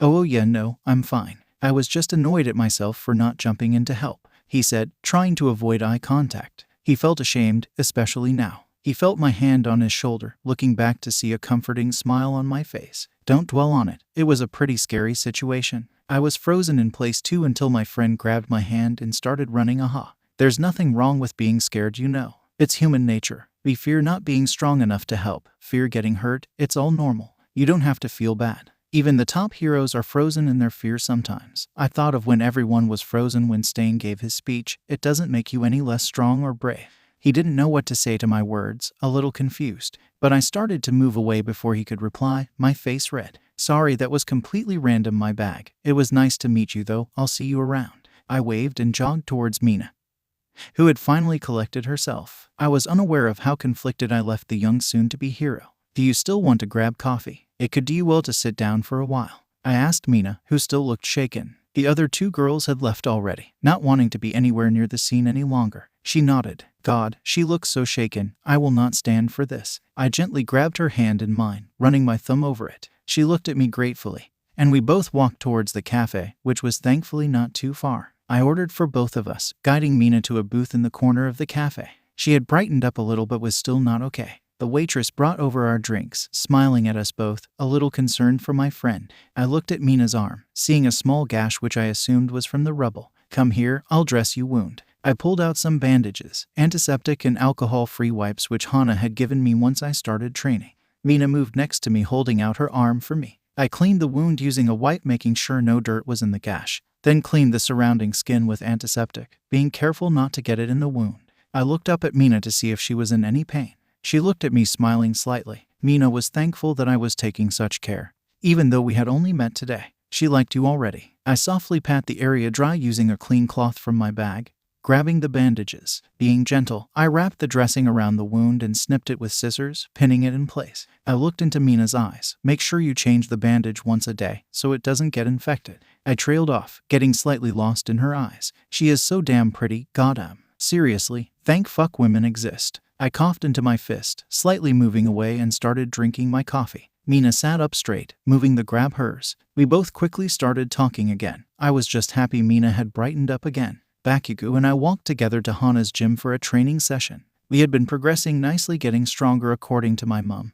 gaining better muscle memory, improving our hand-to-hand combat skills, and strengthening our quirks individually outside of the sessions. We had grown closer since we started training together. The length of time he tolerated my presence had increased, much to my amusement. He acted like he hated everyone, but I know he cared somewhat for those around him. I also discovered his lack of interest towards relationships, focusing solely on being a hero and getting stronger. As I looked at him, I remembered when I told him about what happened when Mina and I encountered Gigantomation, in which he expressed his concern and acknowledgement of my new skill with such love and care. About time you got that shitty shack to stay up, took you long enough. Such a caring soul. He had slowly been getting better with his attitude. He still treated Izuku badly, but he wasn't as cruel. Not so much a bully, more of a nuisance. I was pleasantly surprised, but kept my expectations low. We pushed open the doors, being greeted with the scent of mint and disinfectant.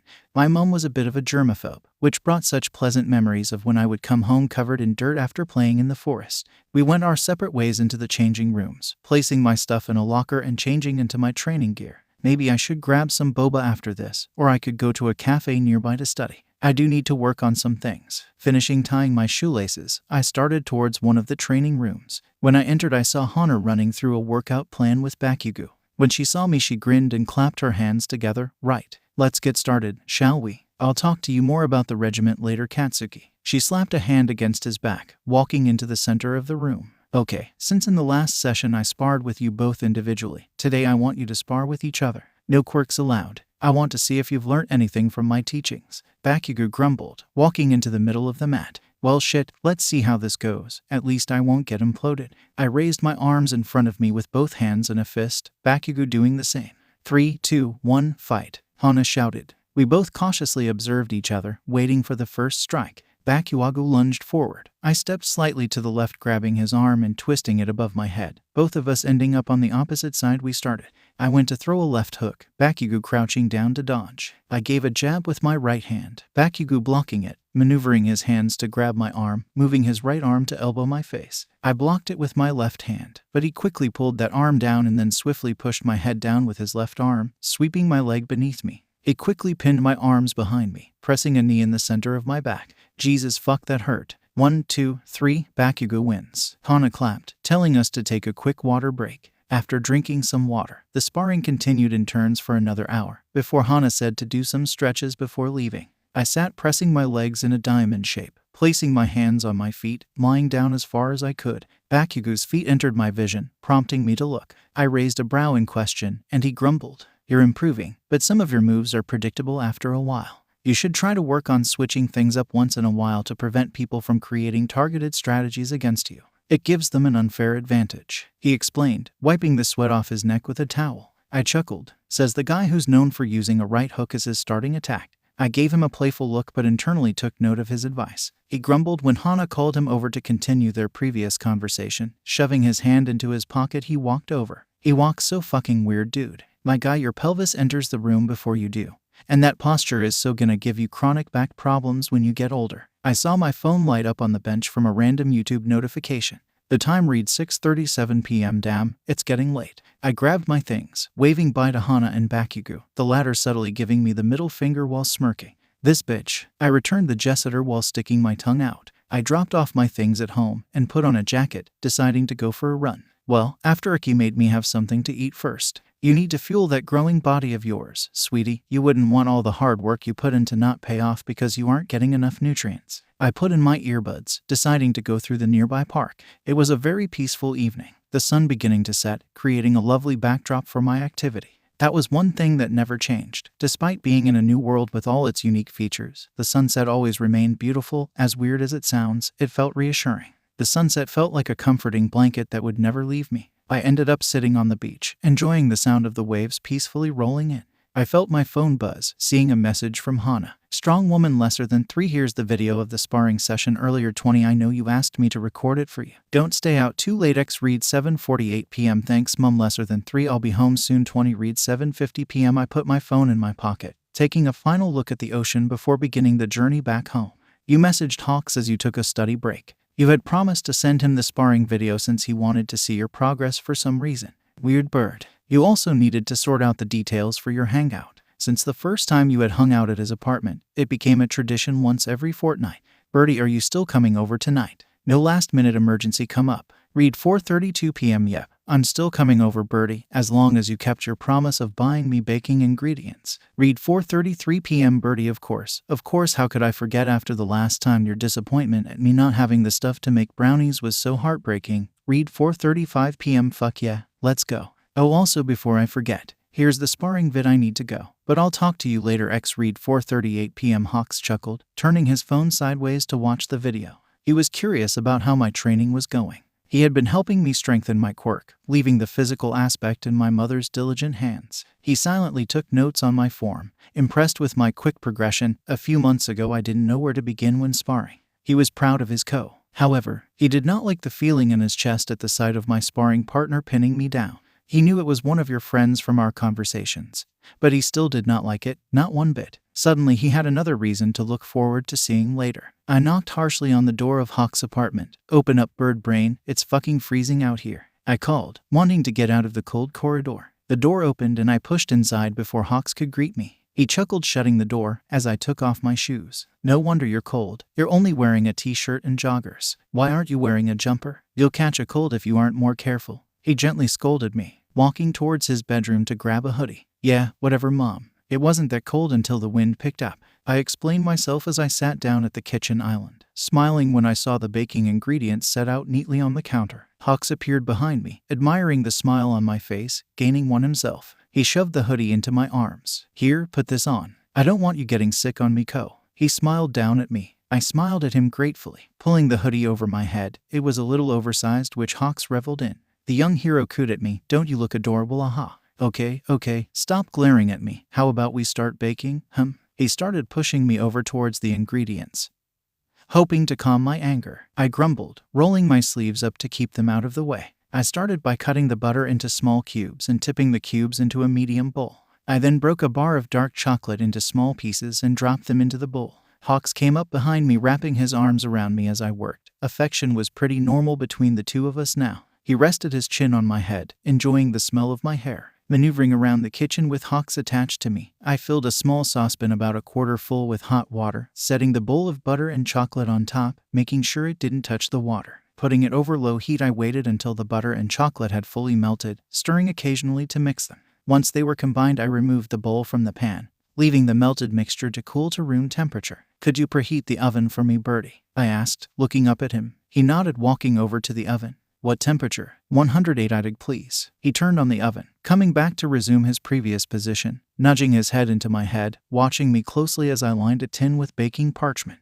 He loved watching you bake. You looked so at peace, which in turn made him happy. I tipped flour and cocoa powder into a sieve above a medium-sized bowl. I gently shook them through the sieve, being sure to remove any clumps. I coarsely chopped white and milk chocolate into chunks on a board, pushing it to the side when I had finished. I then broke 3 large eggs into a large bowl and poured in caster sugar. Using an electric mixture, I whisked together the eggs and sugar until it looked thick and creamy and left a trail on the surface of the mixture in the bowl. I grabbed the cooled chocolate and butter mixture, poured it over the eggy mousse, then folded the mixtures together gently with a rubber spatula. I continued to mix them together until they formed a light brown color, being careful not to knock the air out of them. I then sifted the cocoa and flour mixture into the bowl, folding it into the mixture until it created a fudgy batter. Lastly, I stirred in the white and milk chocolate chunks until they were dotted throughout. I poured the mixture into the lined tin, making sure it was evenly spread throughout. Hawks going to place it in the oven. I set a timer for 25 minutes and proceeded to sit at the island, soon joined by Hawks.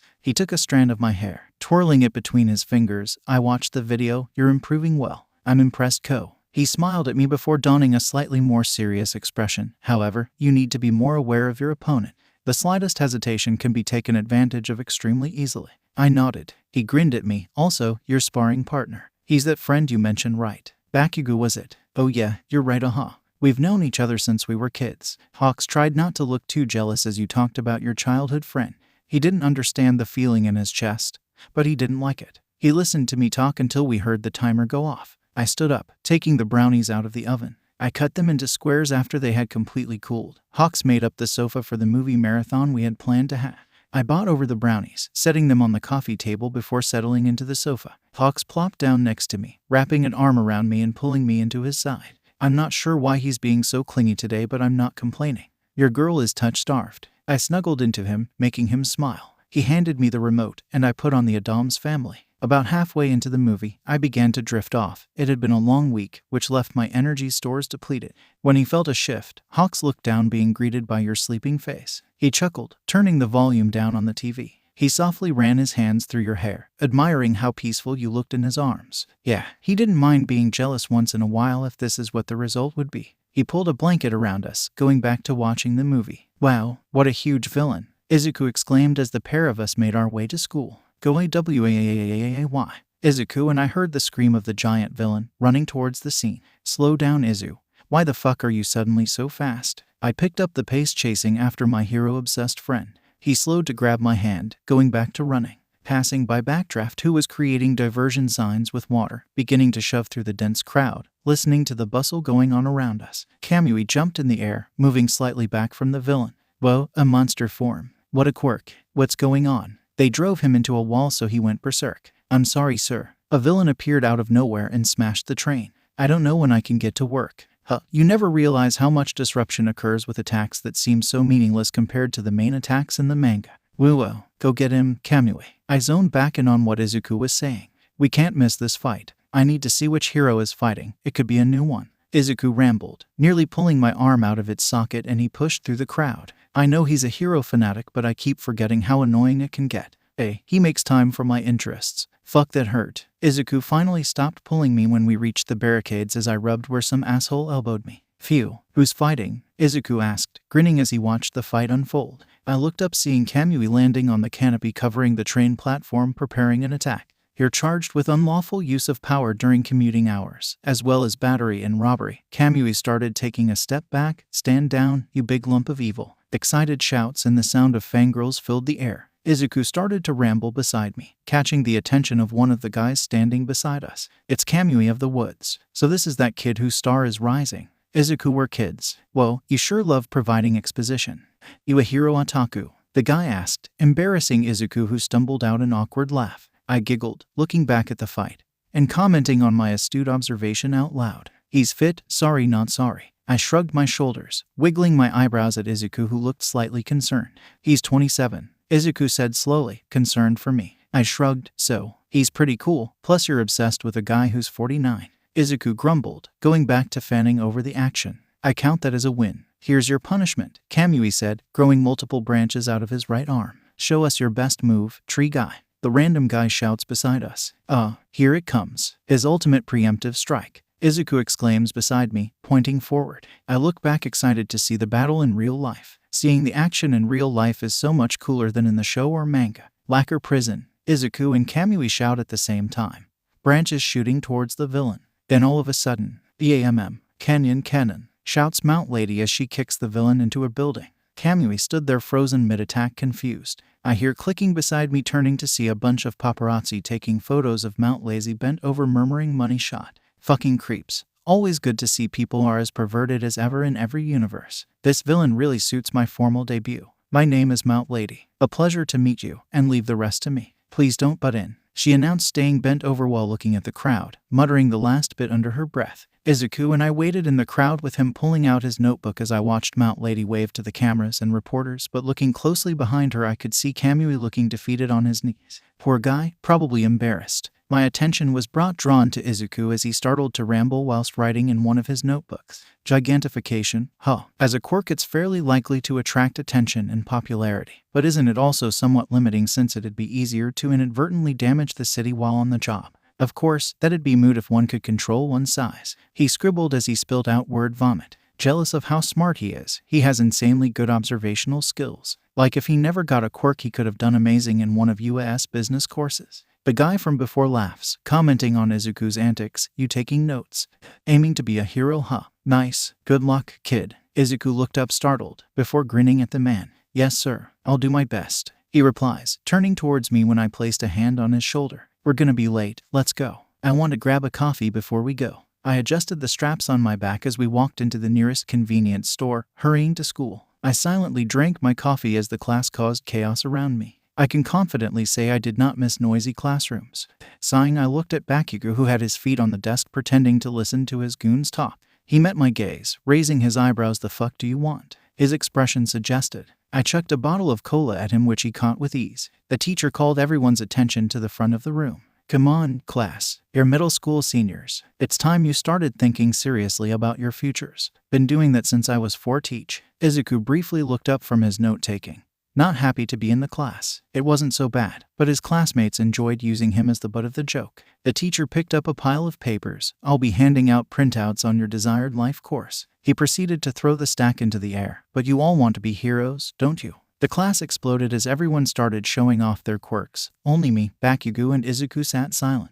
Yes, your quirks are all wonderful, but it's against the rules to use them during school, he exclaimed, attempting to settle the class. Then the king of fragile ego spoke his piece. Sensei, don't lump me in with everybody else, Byakugo remarked, smirking. You can't compare me to these losers' weak-ass quirks. Mine's a whole other ballgame, he boasted, leaning back in his chair. The class booed in outrage. I smirked. That attitude gonna be your downfall one day, my guy. But I admire the confidence. Respect. You've got a big mouth, Katsuki, someone shouted. Quiet, you got him, rabble, he retorted. The bickering continued until the teacher interrupted. Oh yeah, I'd forgotten.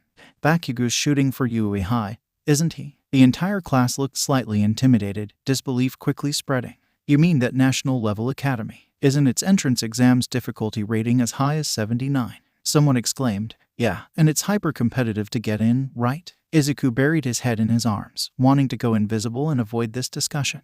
Byakugo then jumped up onto his desk, startling you in the process. Damn bitch, chill. You done running your mouths, peons? I got in on the mock test, and I'm the only one at this school who's got a chance. I'm gonna surpass even that all-might bastard as the top hero, and I'm gonna carve my name into the ranks of the higher bracket taxpayers, he announced, gleaming with arrogant pride. Ain't you All Might's biggest fanboy? I feel betrayed for him. I wiped away an imaginary tear as the teacher chimed in. Now that you mention it, didn't Midoriya want to go to UE as well? The class stilled, before crying in outrage and laughter.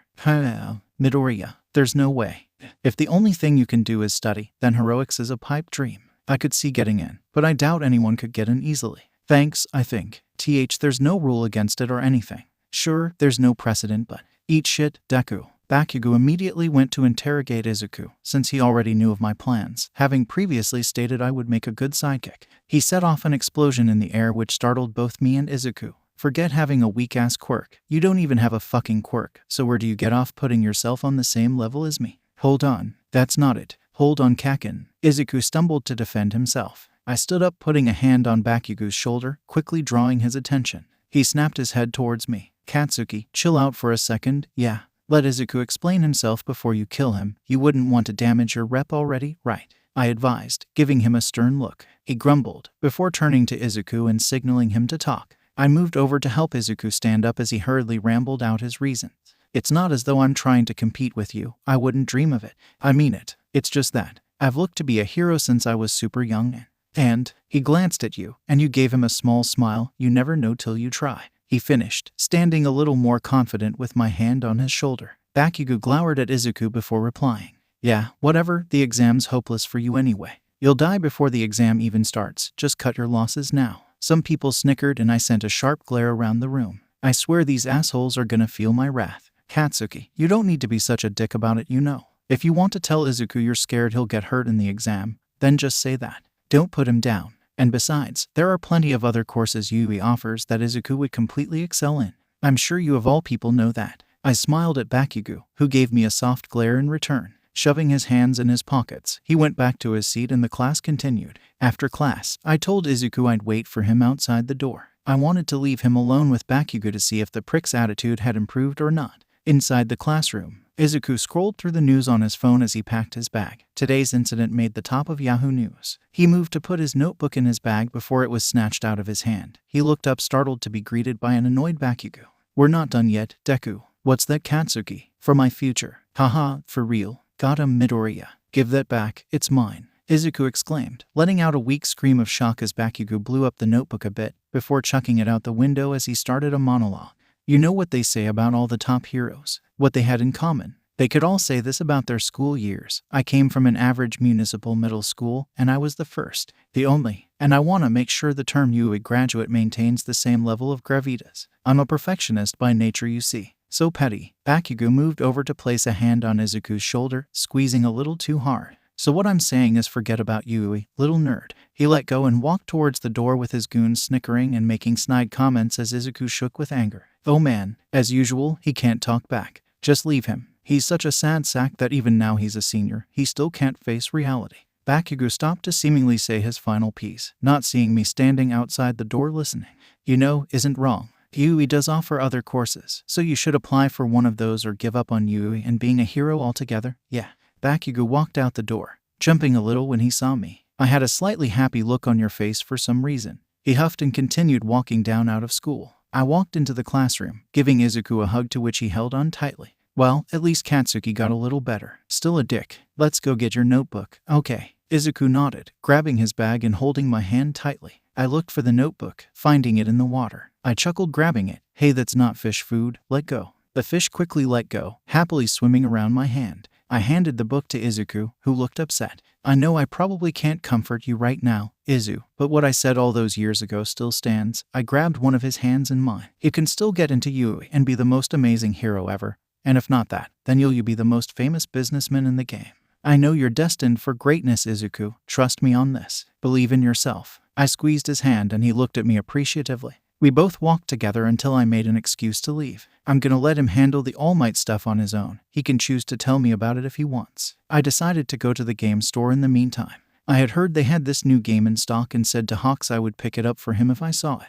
As I perused the shelves, I saw a Funko of a character from Mina's favorite show. I took a photo to send to her. "You like? Read 3:46 p.m. my alien queen lesser than 3 OMG. YESSS, please get it for me. I'll do anything you want. XXX, read 3:48 p.m. anything you say. Read 3:49 p.m. my alien queen lesser than 3S my love, obviously there are some limits but yes. Read 3:50 p.m. offer accepted. I shall deliver the gift for you soon my queen along with my price. T-Tile babe 30, read 3:52 p.m. my alien queen lesser than 3 T-Tile love you B20, read 3:53 p.m. I looked up from my phone, going back to searching for the game. I eventually found it. Not noticing I was standing next to a certain dangerous, crusty dude. There are two versions. What the fuck is the difference? Noticing my dilemma, Shigaraki decided to speak up. The one on the left is a deluxe edition, whereas the one on the right is a collector's edition. I jumped at the gravelly voice sounding beside me, quickly realizing who I was now talking to. There isn't too much difference, but the collector's edition typically has some added perks. But it's a rip-off for the price. He let out a chuckle. If I could suggest, I'd say it'd be better to get the deluxe edition. He finally looked at my face, taking in your reaction, trying to figure out if he creeped you out. I gave him a smile, making him slightly recoil in surprise. "Thanks, that helps me out a lot. I'm not the most knowledgeable when it comes to games, so I was going to look online. Also, thanks for giving me another example of how exploitive society is for money. If one game doesn't provide more features than the other, then why the hell does it exist, honestly? So dumb, like so many other things in the world." "Oh, sorry, I'm by the way." I reached out a hand in greeting, quickly realizing your mistake. "Fuck, please don't hate me. I'm too young to become a decomposing pile on the floor." He hesitated for a minute, opting to push my hand down with his elbow. "Phew, I'm Tamura. And no problem." He started to walk away, before turning back. "I'm gonna regret this," he thought. "Here's my number. Message me if you need to ask someone about games. Also, you seem to have pretty strong opinions. We should talk about it. I think we could get along." After getting over the initial shock, we exchanged info, keeping it very basic for obvious reasons. Okay, so I guess I'm gonna keep befriending villains. This totally won't end badly for me. Nope, no way. Though maybe I should be worried about the opinion of society thing. I was brought out of my little bubble by a news alert on my phone. Fuck. Explosions and fire engulfed the scene. The slime villain going rampant with Bakugo's quirk, reveling in the strength of his newfound hostage. Bakugo struggled against the villain to the best of his ability, terrified as the sludge engulfed his senses. I arrived, terror overtaking me as I saw Katsuki struggling. Resentment building in me as I heard the commotion around me. Why the fuck did I go to the store? I know this is a major event for the plot, but I can't watch this. Whoa, that doesn't happen to be a big-name villain, does it? Knock 'em flat, heroes. It's a no-go for me unless it's a two-lane street. Mount Lady exclaimed as she tried to fit into the street to help. Izuku was right about your limits. Unfortunately, flame-type attacks are my weak point. I have to leave this job in someone else's capable hands. 𝐀𝐦 shouted as he carried a pair of civilians out of the danger. Thank you, 𝐀𝐦, but my hands are full putting out the fire. The fire trucks aren't here yet. How's the situation on your end? Backdraft shouted towards Death Arms. He's too fluid to grab, and he's exploiting that poor kid's quirk. Thanks to that. This is virtually a minefield. He's triply untouchable. Death Arms called back. Fuck, I have to do something. But I have to let Izuku go in first. Jesus Christ, where is he? 𝗷𝗚𴟐. Bakugo let out a scream as another explosion went off. Shit, not one of the heroes on the scene can tackle this guy. We've got no choice but to wait for a hero with an advantageous quirk. Until then, let's keep the damage under control. Somebody will come soon for him. Backdraft ordered, pouring water over the fires. I feel sorry for that kid, but he'll hold out a little longer. Like fuck he will. What the fuck, he's a teenager, not a lifeless doll. I ran over towards Backdraft. I'm so gonna get yelled at. Hey, where do you need help? I can help put out the flames. I informed him. Kid, get back. You'll get hurt. We have this under control. No, you don't lie. I can help, just let me. He sighed. Fine, just try to keep the flames from spreading. I nodded, quickly producing wide showers from my hands. I dampened down the fire as best as I could, helping move some people out of the surrounding buildings, and guiding them over to 𝐀𝐦, my head starting to hurt from dehydration. Meanwhile, All Might was standing feeling sorry for himself. All that time I'd failed to notice. In the time I spent admonishing that fan, I'd lost sight. How could I? Izuku walked down the street lifeless, before noticing the commotion across the road. I came by to see the heroes out of habit. I should just quit already. It's hollow now. Upon closer inspection, he saw the same villain from earlier. All Might, did he slip out from under you? Did you drop him? In which case, it's my fault. Why are all the heroes at a standstill? The guy's got some middle schooler hostage. Did you see some middle school girl helping them with damage control? They really are failing. He swallowed somebody else. Will they be able to bear the excruciating pain? I see. So that villain is the same one All Might was chasing earlier, right? All Might, seriously? He's here. Yeah, I saw him a second ago. In that case, what's All Might doing now? This is all my fault. All Might can't move, and now the villain can't be captured. They need to wait for a hero with a quirk that'll work against him. Izuku looked towards the villain. Hang in there. I'm sorry. I'm so sorry. Somebody will come to save you soon. Somebody, a hero will soon. He saw Katsuki's terrified eyes screaming for help, and his body moved before he knew what he was doing. The heroes looked on horrified at his stupidity. You idiot. Stop. Stop. I saw Izuku running towards the villain. I quickly handed over another civilian to 𝐀𝐦, ignoring the pain in my head and running after Izuku. Fucking finally. Girl, come back. What are you doing? Backdraft shouted, alerting the other heroes of my presence. 𝐀𝐦 trying and failing to grab me. The villain saw Izuku running towards him. That brat. Bakugo saw us both running towards him. Deku. Izuku threw his bag at the villain, me dulling the flames with my water and reflecting a small beam of light from one of the water puddles into one of the villain's eyes, momentarily distracting him as Izuku clawed at the sludge. Kakin, why you? My legs moved on their own. I don't know why either. He struggled and failed to get Katsuki out of the sludge. It's because your eyes were pleading for help. You want to kill yourself. You'll die for nothing. The pros shouted, rushing towards us all. No, it will not be for nothing. The villain continued to engulf Bakugo. It'll only take a little while longer, don't get in my way. I created a sharp wooden spike stabbing it into the sludge, making him scream, momentarily releasing Bakugo's mouth. Bakugo sucked in large gulps of air. The villain thrashed around, hitting me across and into the side of a building. The last thing I heard was muffled shouts of concern. I lay unconscious among the rubble. I opened my eyes, seeing white. Am I dead? I heard a chuckle, locking eyes with 𝐴𝐻𝐸, who was leaning over me, a soft glow emitting from their hand. No, sweetie, but you were close. You need to be more careful, love. I can only do so much for mortal injuries. And before you ask, I'm fixing your bones. You broke 8. I looked up at them. Their presence felt very comforting. So you have healing powers. Not exactly. I can put things back together, hence the bones. But your body will have to do the rest, like forming new tissue. You may have a few scars, but at least you'll be able to walk. I remained silent, waiting for 𝐴𝐻𝐸 to finish. Once their work was done, they stroked my hair like a parent, placing a kiss on my forehead. I'll see you soon, sweetie. Please be careful. For my sake. They smiled and my vision faded. I opened my eyes, groaning as I sat up. I was still among the rebel. The pros were over at the side, lecturing Izuku and praising Bakugo. You had absolutely no reason to rush headlong into danger like that. You're a tough customer, and that quirk. Once you become a pro, I'd love you as my sidekick. The pair looked up, seeing me hobbling towards them. They stared shocked at my injured form, catching the attention of the pros. They gasped when they saw me covered in dirt and dried blood, rushing towards me to check on me. Are you all right? Are you injured anywhere? 𝐀𝐦 questioned, inspecting my form. Why the hell did you run in like that, kid? Look at you, you're lucky you aren't dead.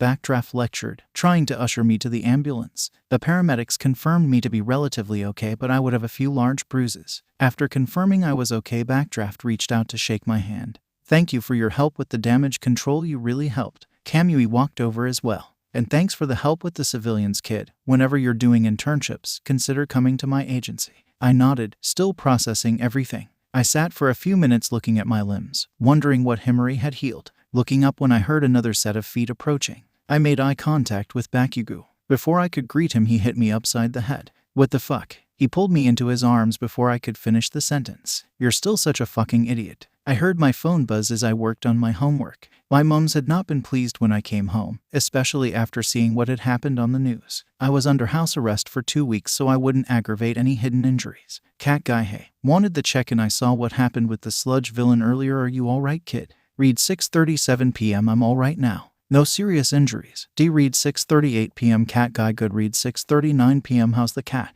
Read 6:43 p.m. 𝐻𝐻 he's doing fine. Read 6:44 p.m. Awa he's so cute. He's gotten so big already. Read 6:46 p.m. My attention was diverged when I saw another message notification at the top of my screen. Izu, can you come over? There's a lot we need to talk about. Read 6:48 p.m. When Izuku opened the door, he came face to face with my nervous form, a comforting smile on my face. He gave a small smile back before looking down at my hands. What's in the container? He asked. Brownies. I thought they might lift your mood a little. That ever so familiar feeling entered his stomach. I always managed to give him butterflies. He grinned, moving to take the container out of my hands. The pair of us walked silently into the kitchen, ending up in the usual position of sitting on the kitchen floor. The quiet was soon broken. Are you okay? I asked, my loud voice breaking the solemn silence. I knew it was a stupid question. How could he be okay after witnessing and experiencing that? I wonder if he also got caught up with that villain in this timeline. I'm ... okay. He replied, mulling over his words. I'm still in shock, I guess. I felt helpless, but when I saw his eyes, his silent plea for help, my body moved on its own. I nodded as I listened, taking his hand in mine and rubbing my thumb over his hand, encouraging him to further express himself. He let out a deep sigh. I got attacked by that villain earlier, soon after you left. Not that I blame you or anything. I was saved by All Might, and I actually learned a lot about him. But anyway, I can still remember how it felt, how it suffocated me, that slimy liquid filling my lungs to the point where I couldn't breathe.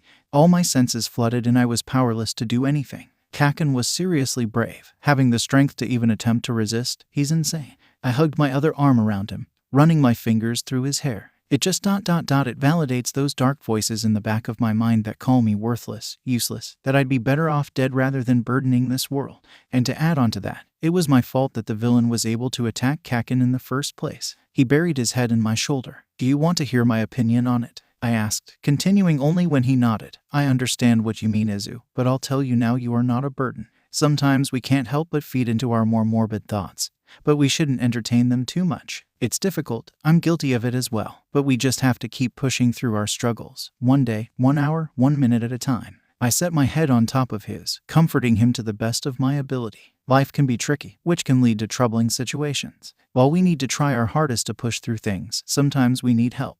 Those dark thoughts can often become completely consuming if not dealt with in the right way, so an outside perspective can be beneficial. We can't always face our demons alone, and I swear I'll always be here no matter what. If you just want to vent, if you want a hug or advice. Silence returned between us both until Izuku was ready to continue the conversation. Thanks, he mumbled into my shoulder. Honestly, you have a gift for taking care of people. I hummed, continuing to rub his hand. You're my best friend, Izu. I'll always be here for you. Sometimes we need someone to listen to us, hear our thoughts, and when we want, help articulate them or get advice. We stayed like that for a while longer, not paying much attention to the passage of time. Eventually, Izuku spoke again. Something else happened as well. I glanced down at him, raising a brow in intrigue. Is he going to tell me about the whole All Might quirk thing? Well, I told you about how All Might saved me, right? Well, he told me about how I couldn't be a hero without a quirk, and I learnt more about him in the process. Please take that murderous intent out of your eyes. Anyway, after the whole Kakin incident, he followed me, and, well, he told me that I could be a hero and said he wanted to give me his quirk. He gave me a second to process what I heard,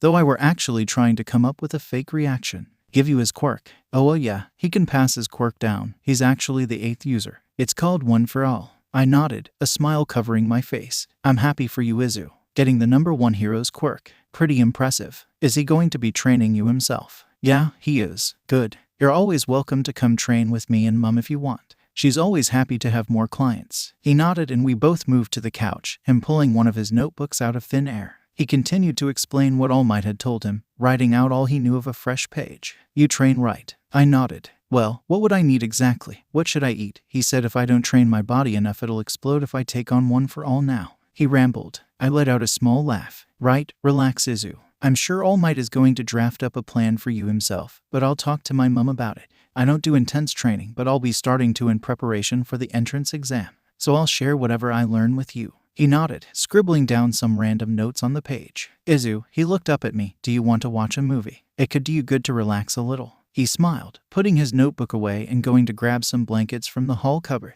I texted Hana that I would be spending the night when I saw the time. I brought over the brownies, settling back on the couch to put on a movie. We both needed some comfort, so we got wrapped up in the blankets, cuddling into each other, the opening to Legally Blonde playing. Honestly kinda shocked they have this movie in this universe. We talked about anything and everything as we watched the movie. I felt him slump on my shoulder as the end credits played. I laid my head on top of his, soon falling asleep. The next morning, I woke up to unseen messages from a worried bird. Birdie, 𝐀𝐦, are you okay? WTF were you thinking? Answer me. Read 607 AM, I'm here. I'm okay, Birdie. DW, slightly smiling face. Thanks for worrying your cute self over me though. Read 609 AM. Birdie, you are so dead. Next time I see you, do you know how worried I was seeing you get flung into a building? How are you not injured? Read 610 AM. I promise I'm alright. Lesser than 3. I'll cook you loads of fried chicken next time we hang out, okay? Read 612 AM. Birdie, I love you. Lesser than 3. But please be careful. Read 613 AM. I will love you too. Lesser than 3. Read 614 AM. I put my phone down, turning to see Izuku still asleep next to me, hugging my waist. I chuckled, gently slipping from his grip and moving into the kitchen. I picked up a note that was lying on the counter. I didn't want to wake either of you up, but I'm going to one of the pop-up markets with Mitsuki. The fridge is full, so make sure you have something to eat. I'll see you both later. Lesser than 3. I smiled at the note before setting it down, deciding to cook pancakes for the both of us. I sifted flour, baking powder, sugar, and salt together in a large bowl, making sure there were no lumps. I made a well in the center, pouring in the milk, melted butter, and eggs. I carefully mixed the ingredients together until it was smooth, making sure not to overmix the batter. I placed a pan onto the stove, slightly oiling it before putting it over medium-high heat. I hummed as I poured a ladle of the batter into the pan, flipping it when the edges were dry and bubbles were forming. Izuku woke up to the sound of humming and the delicious smell of my cooking. Oh God, yes, he thought as he hurried into the kitchen, greeted by your beautiful form. Praise be to call me to have in my kitchen. I don't deserve this. He wiped a tear, moving over to rest his head on my shoulder, watching me cook. I jumped slightly at his appearance before resuming my work. Morning to you too, 𝐬𝐬. He hummed into my shoulder. I plated the last pancake, placing them on the table as Izuku grabbed 2 glasses, filling them with coffee. We both enjoyed each other's company for the rest of the morning. I need to talk to my mum about training and diet. I need to be a lot stronger to get into 𝐬𝐬. Also need to advance my quirk. What could work against robots? I suppose water would work, but there have to be other things I could do. I entered the gardening center in hopes of getting some new plants for my room. After reading online they could help with sleep, I looked around at all the different types of foliage. What should I get? I should have researched better. I sighed before looking around to come face to face with the beauty of the 𝐼𝐼𝐼. Oh fuck. Hello, sorry to disturb you, but you looked confused, so I wish to assist you. She spoke calmly. Oh, that's perfect actually. I wasn't quite sure what to look for, so I would greatly appreciate it. I replied, happy to spend some time with the polite girl. Excellent. What were you searching for? I was looking for plants for my room to help me sleep better. I've been struggling to fall asleep lately, you see. Definitely not the crippling fear of failing the entrance exam and the procrastination of starting training. No, not at all. In that case, I would recommend a few plants. Firstly, snake plants. Snake plants emit oxygen and absorb carbon dioxide at night, whilst removing formaldehyde, trichloroethylene, and benzene from the air, promoting better air quality and better breathing. It's fairly easy to grow and take care of. Secondly, I pulled out my phone noting down what she was saying. She's so intelligent. I'm in awe. If one of the reasons you are not able to sleep is stress, I'd recommend St. John's wort. It's thought to contain chemicals that act on messengers in your nervous system to regulate your mood. This can help manage moods, relieve anxiety, and relieve symptoms of depression. Additionally, it can help soothe skin irritation. Lastly, I'd recommend lavender. It's common but has been proven to lower our heart rate, blood pressure, and stress levels, with the scent being a great aid for relaxation.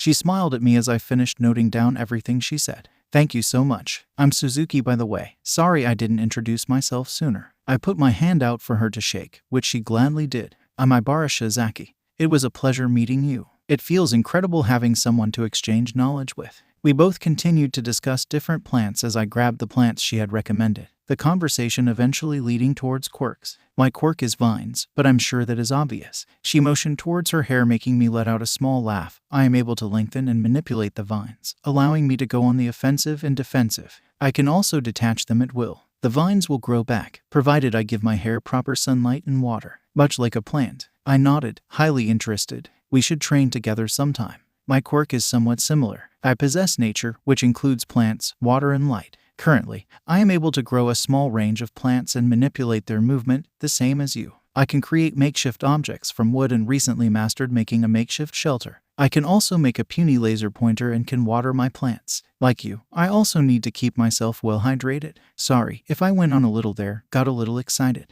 I scratched the back of my head as 𝐼𝐼 replied. That's impressive and has many possibilities. Have you ever considered looking into other states of water, or perhaps more dangerous plants? They could be useful in battle. For example, you could use plants such as poison ivy to irritate your opponents, essentially providing a form of immobilization. No, I hadn't. Thank you so much. I'm starting training soon, so I'll look into that. I pulled out my phone. Would you be alright with sharing your number? I'd love to keep in contact with you.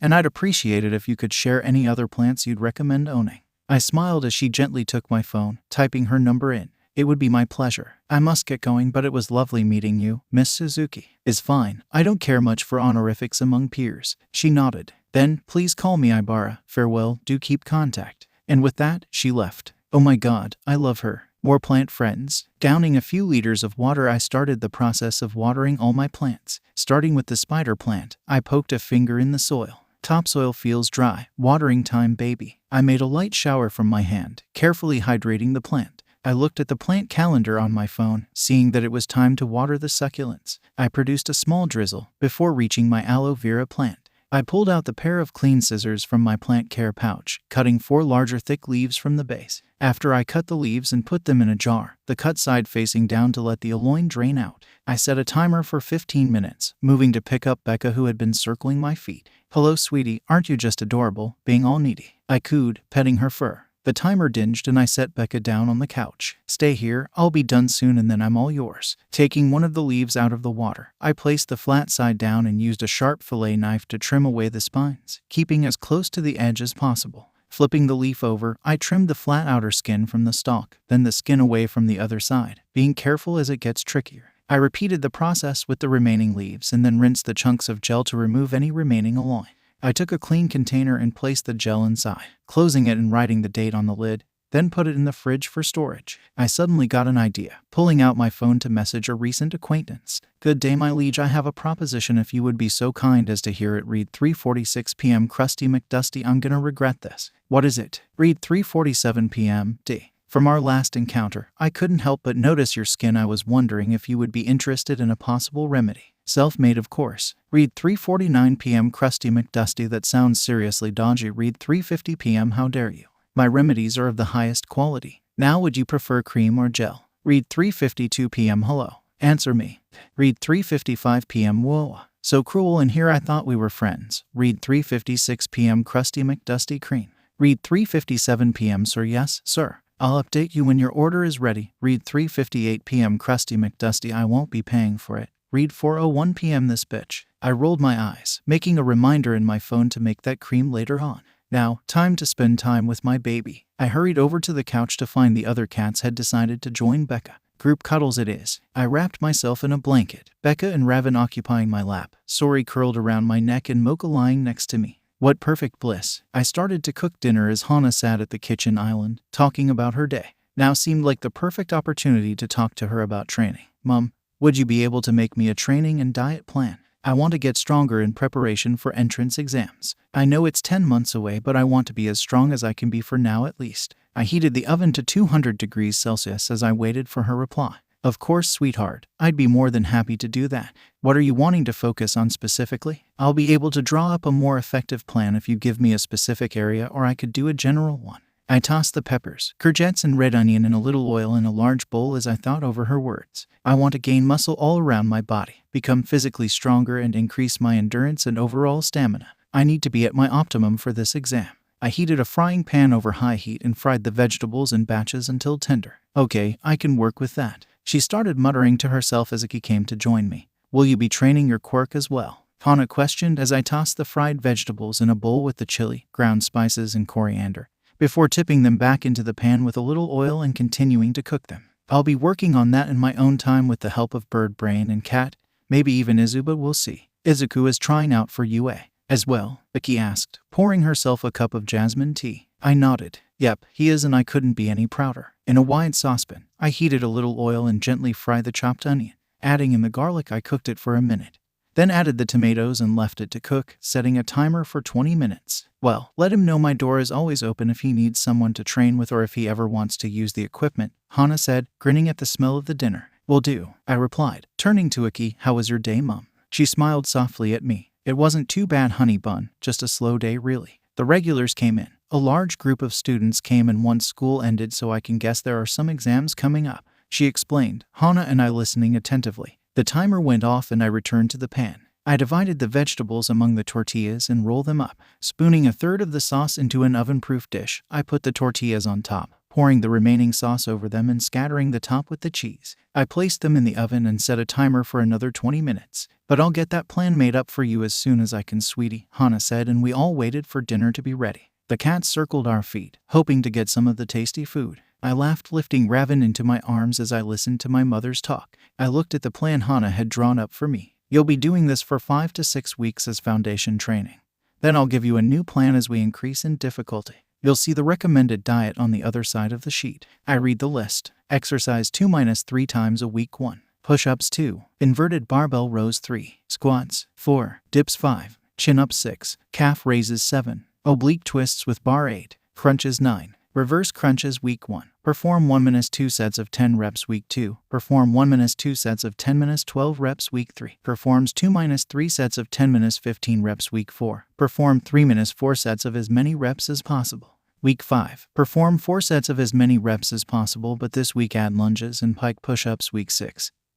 Same as week 5. Diet 30-40-30 protein, carbs, fats between 2-4 liters of water a day, and cut back on tea and coffee breakfast. Oats, fruit, protein scoop lunch, medium potato, cup of vegetables, meat-free filet or lean meat dinner, lean meat vegetable. Snacks, fruit smoothie, nuts. The diet plan can be reworked to your liking as you are an incredible cook and know yourself what makes a balanced meal. It's just a rough guide. Now for today. I want to spar with you, which I will record, to give me a general idea of your current hand-to-hand combat skills. We can then proceed from there, Hana stated. I went to go get changed into appropriate clothes before meeting Hana in the gym. Now, we'll start with basic close combat. Try and land a hit on me, and I'll block. I stood around 3 feet from each other. I put my hands in front of my face, pacing in a circle facing Hana. I moved to kick Hana's leg, to which she stepped to the side, twisting my arm behind my back and restraining me in her arms. Think carefully and strategically, don't be rash. I jabbed my elbows back into Hana's chest, making her stumble back, letting me go. I turned around and struck her in the stomach with my knee. She let out a grunt, before quickly swiping my leg and pining me to the ground, pushing her knee into my lower back.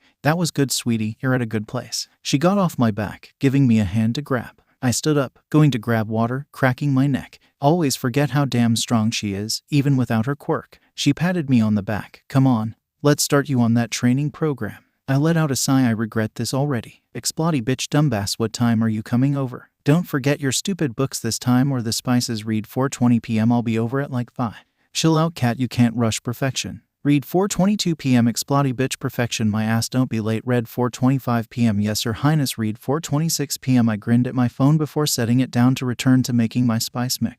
I blended together 2.5 tablespoons of chili powder, a tablespoon of cumin, a tablespoon of garlic powder, 1 tablespoon of smoked paprika, a half tablespoon of oregano, a tablespoon of onion powder, a teaspoon of sea salt, a teaspoon of ground black pepper, and half a teaspoon of powdered Carolina Reapers. I placed the blend into a jar and put it in my bag, alongside my textbooks. Let's hope that's spicy enough for the hothead. I arrived at the Byakugan residence to a happy Mitsuki and a grumpy Katsuki behind her. Welcome, it's good to see you. It's been far too long. She hugged me tightly, to which I happily reciprocated. Mom, she's here to see me, Katsuki grumbled, shoving his hands in his pockets. Mitsuki glared at him, whatever smartass. She let me go with a final smile, before heading into the living room. Let's go, dumbass. He grabbed my bag from me, making his way upstairs. I jogged quickly after him. I took the spice blend out of your bag, chucking it at his head before spreading my textbooks out on the bed, making myself comfortable. Byakugan simply observed me tossing the jar between his hands, smiling a little as he saw me stick my tongue out in concentration. He set the jar on his desk and then joined me on the bed, opening up his own textbook to start on some maths problems. What are we even meant to know for the written exam? They never went into the specifics of what it entailed, focusing on the practical exam instead. I chewed on my lip. Oi, dumbass. Let's start with math. That's your weakest area, right? I grumbled, dreading the horror of math. He dared to chuckle at my misery. Okay, first problem. Solve 4x plus y equals 17 and 2x plus y equals 9 simultaneously. I grabbed some paper and started to work out the problem. After a few minutes, I gave him an answer, is x 4 and y 1. He nodded and motioned for me to give him the page. I handed him it and he checked the work. Well done, dumbass, you got it all right. I cheered, patting myself on the back. However, I missed the smile on Byakugan's face as he watched me. He was happy to see me improving. I worked on math for an hour, going over countless problems until it felt like my brain was going to melt. I lay on the floor staring at the ceiling, Byakugan soon joining, putting his arm out in invitation. I used his arm as a pillow and continued looking at the roof. We both talked for another hour as the world soon faded to black. Byakugan texted Aki to let her know I'd be spending the night. Byakugan was pleased with my improvement, though he was a little worried about the physical aspect of the exam. He didn't want her to get hurt. Feeling like a protective brother over, he sighed, letting me rest for a while before waking me up to move on to English and Japanese. Over the next few months, I worked diligently to improve myself to the best of my ability, increasing my endurance, speed, and strength little by little. Things have been going well, and there are now only 3 months until the entrance exam, which is slightly terrifying.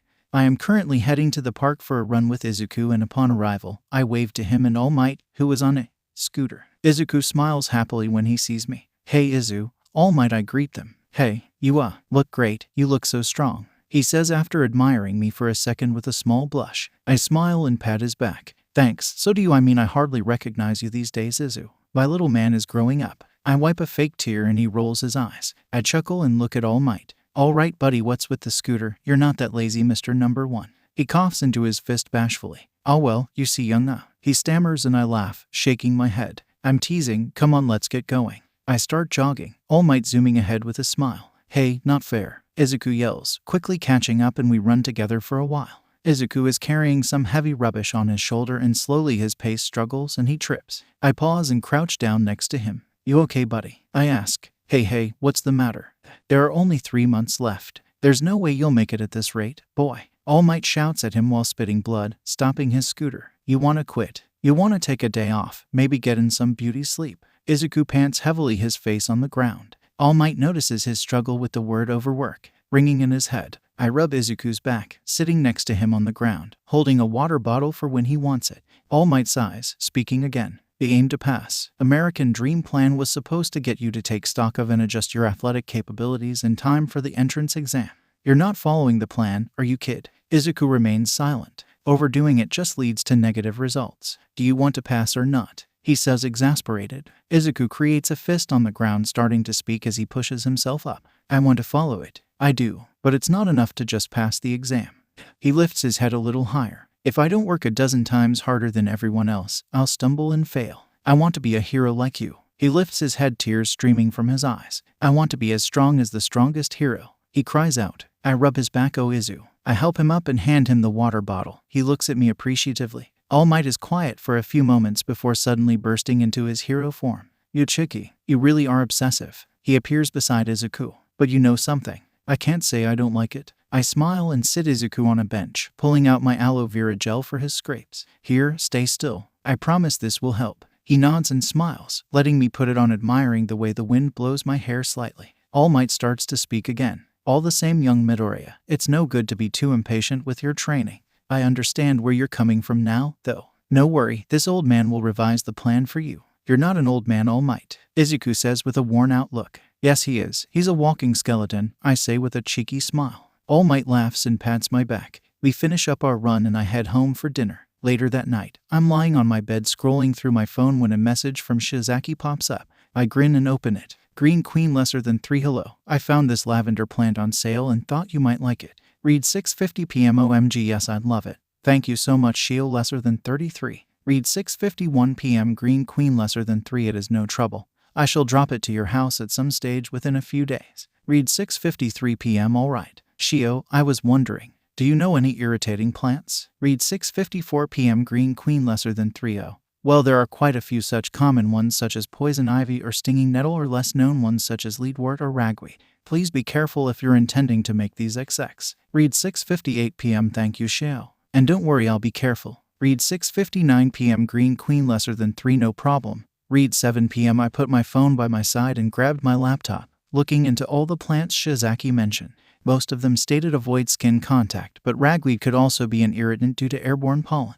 Maybe I should invest in a pair of fingerless gloves and a mask. I look down at my hands. Maybe I should try this out. It never hurts to try. I concentrate, imagining nettles forming from my fingers. Slowly small buds start to appear, becoming a small chain of stinging nettles. I noticed something else as well. My fingertips looked waxy. I plucked the nettles off my hands, feeling no burning or itching sensation. I picked at my fingers and surely enough a thin layer of wax peeled off. So my skin forms a waxy layer like a cuticle. I wonder if it's only for irritating plants, cause this has never happened with my vines or flowers. I dedicated the next few hours to some experimentation and came to the conclusion that when I made plants which are irritants, my skin would form a natural cuticle to protect myself. Pretty sick. It's a shame I won't be able to use this new ability during the entrance exam. Damn robots. I look over at my clock, seeing it's already 1 a.m. Geez, time flies. My phone lights up again as I put it on charge and I see a message from Katsuki. Explodey bitch, gym again tomorrow. Read 1:05 a.m. Why are you awake so late? Face with raised eyebrow, but yeah sure, see you at the usual time. Read 1:07 a.m. Explodey bitch, shut up. Go to bed you insomniac. Read 1:08 a.m. Oh, big fancy words. Well done, cat. Read 1:09 a.m. Don't kill me, I'm sorry. Read 1:15 a.m. I walk out of the changing room in workout gear, giving my mom a brief wave as she talks to her client. She smiled at me before resuming her work. I go over to the elliptical to get some cardio in before Katsuki shows up. He arrives around 20 minutes already, standing behind me as waits for me to finish. I smile when I see him. Hey, took you long enough, I say, hitting his arm lightly. I start to punch the air around him, pretending I'll hit him. Oh, take this, bam bam. He rolls his eyes. All right, Muhammad Ali, chill. You've had too much pre-workout. My mom wouldn't get off my back this morning, so that's why I'm late.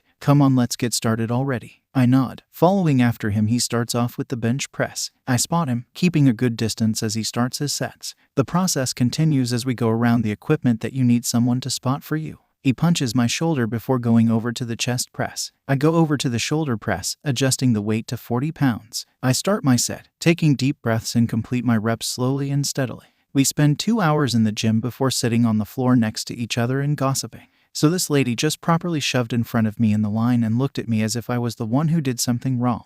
She is actually such a bitch, can't believe some people. He nods, pretending he isn't interested, but I know damn well he is. Any progress on your quirk? He asks after taking a drink of water. I shrug. I'm making some progress. I've figured out my skin creates a waxy layer when I make irritating plants, which is pretty cool. He nods, patting me on the back, which is one of the best forms of acknowledgement from Katsuki at this stage. He stands up and we get back to training. The day of the entrance exam finally arrives. I hug Sori close to me as I pace around the house. I've been awake since 5 a.m. panicking. What if I fail and don't get in? What am I meant to do then? Probably be a worthless failure. Becoming a villain wouldn't be all that bad, honestly. No, that I use my free hand to slap my face, taking deep breaths. It'll be fine. It will all work out. I put on my school uniform, petting Sori and Raven who rub against my legs. I grab my bag and head to Ua High School. When I arrive at the building, walking into the hall, I don't see Izuku or Katsuki yet, but I do see Ida and Shizaki. I wave at 𝐲𝐶 excitedly, taking a seat next to her. Hey, Shio. God, I'm so nervous. My hands keep shaking.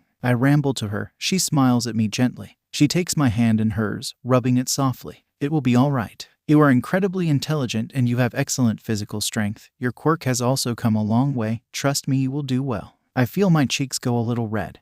Oh, Shio, you're so sweet. I hug her and she giggles. I sit up straight after yes, I'll be fine. Chill. Present Mike soon arrives, explaining the rules and trying to hype everyone up. I zone out since I already know all of this. I wonder.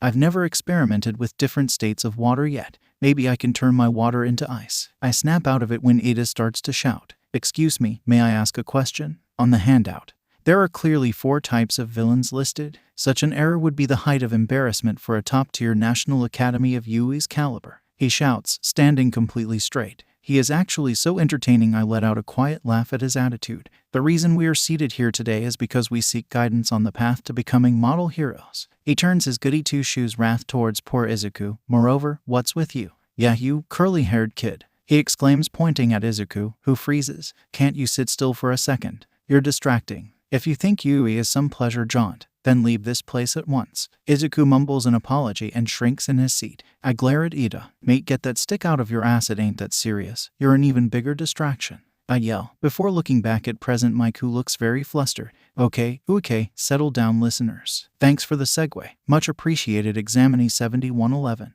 The 4th type of villain you'll encounter is worth 0 points. Let's call them arena traps. Have any of you ever played Super Mario Bros. Before? You remember those things that'd go thwomp on you? There's a thing like that in each area. Their gimmick is that they rampage when crowded. Present Mike explains, appeasing Ida. Thank you very much. I apologize for being rude. He glances at me but I keep looking down. He bows and sits down again. Well, that's enough from me. I'll leave you all with a presentation on the school precepts of this academy of mine. As a certain hero by the name of Napoleon Bonaparte once said, a true hero never stops overcoming the misfortunes of life. Now let's move to the main event. Plus ultra. And may you all suffer gladly the trials to come. Present Mike finishes.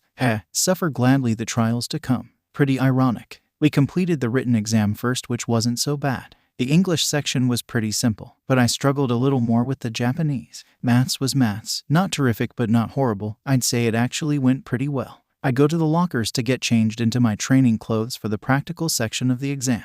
I sit beside 𝐲𝐶, tying my shoelaces. I stand up and glance at 𝐲𝐶, seeing we are in the same center. I grin. We're in the same center. Come on, let's go, Shio, I say, grabbing her hand excitedly. She smiles and we walk to the center together. I stretch as we wait for the gates to open. Do you want to stick together, Shio? If you'd rather be on your own, I understand, but I think it would be good to stick together so the other doesn't get hurt, I think that would be an excellent idea. You've thought this through, haven't you? She says with that same kind smile. I scratch my neck. What? No way, haha. I laugh awkwardly, not wanting to mention how I've spent sleepless nights worrying about how this exam will turn out. My future in this world relies on it. And do start. Present Mike yells. I fist bump 𝐲𝐶 before dashing off into the area with her by my side. I spot many robots, creating large fountains of water from my hands, causing them to short circuit. I squeal with joy as it works, before quickly entrapping them in vines and pulling the pieces apart, securing my points. The minutes go by quite quickly. At one stage as we run around, I see a girl destroy a robot with a large hand and the pieces start to fall about to hit her.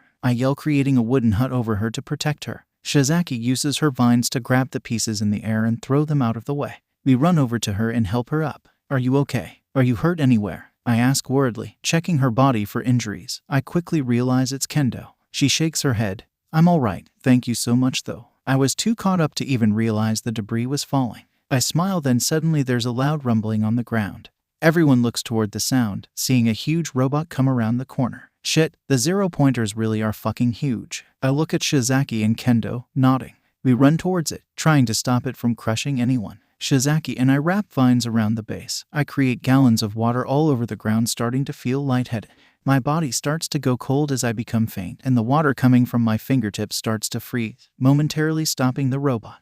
Kendo uses her huge fists to crush the bottle of the robot, causing it to topple over. 𝐲𝐶 grabs my faint body as she and Kendo run out of the way. The robot crashes into one of the buildings. Some of the other people in the arena help people get out of the way and move some of the larger pieces of debris. The test is over. Present Mike yells, signaling the end of the physical aspect of the entrance exam. 𝐲𝐶 holds my limp body as Kendo fusses over me. I eventually wake up in the infirmary smiling when I see Izuku in the bed next to me. I stand up and recovery girl walks over. Silly children overexerting themselves. Are you feeling all right now, dear? I nod, scratching my neck. I grab my bag and leave the school. I see Shizaki and Kendo talking on a bench. They get up and rush over to me when they see me.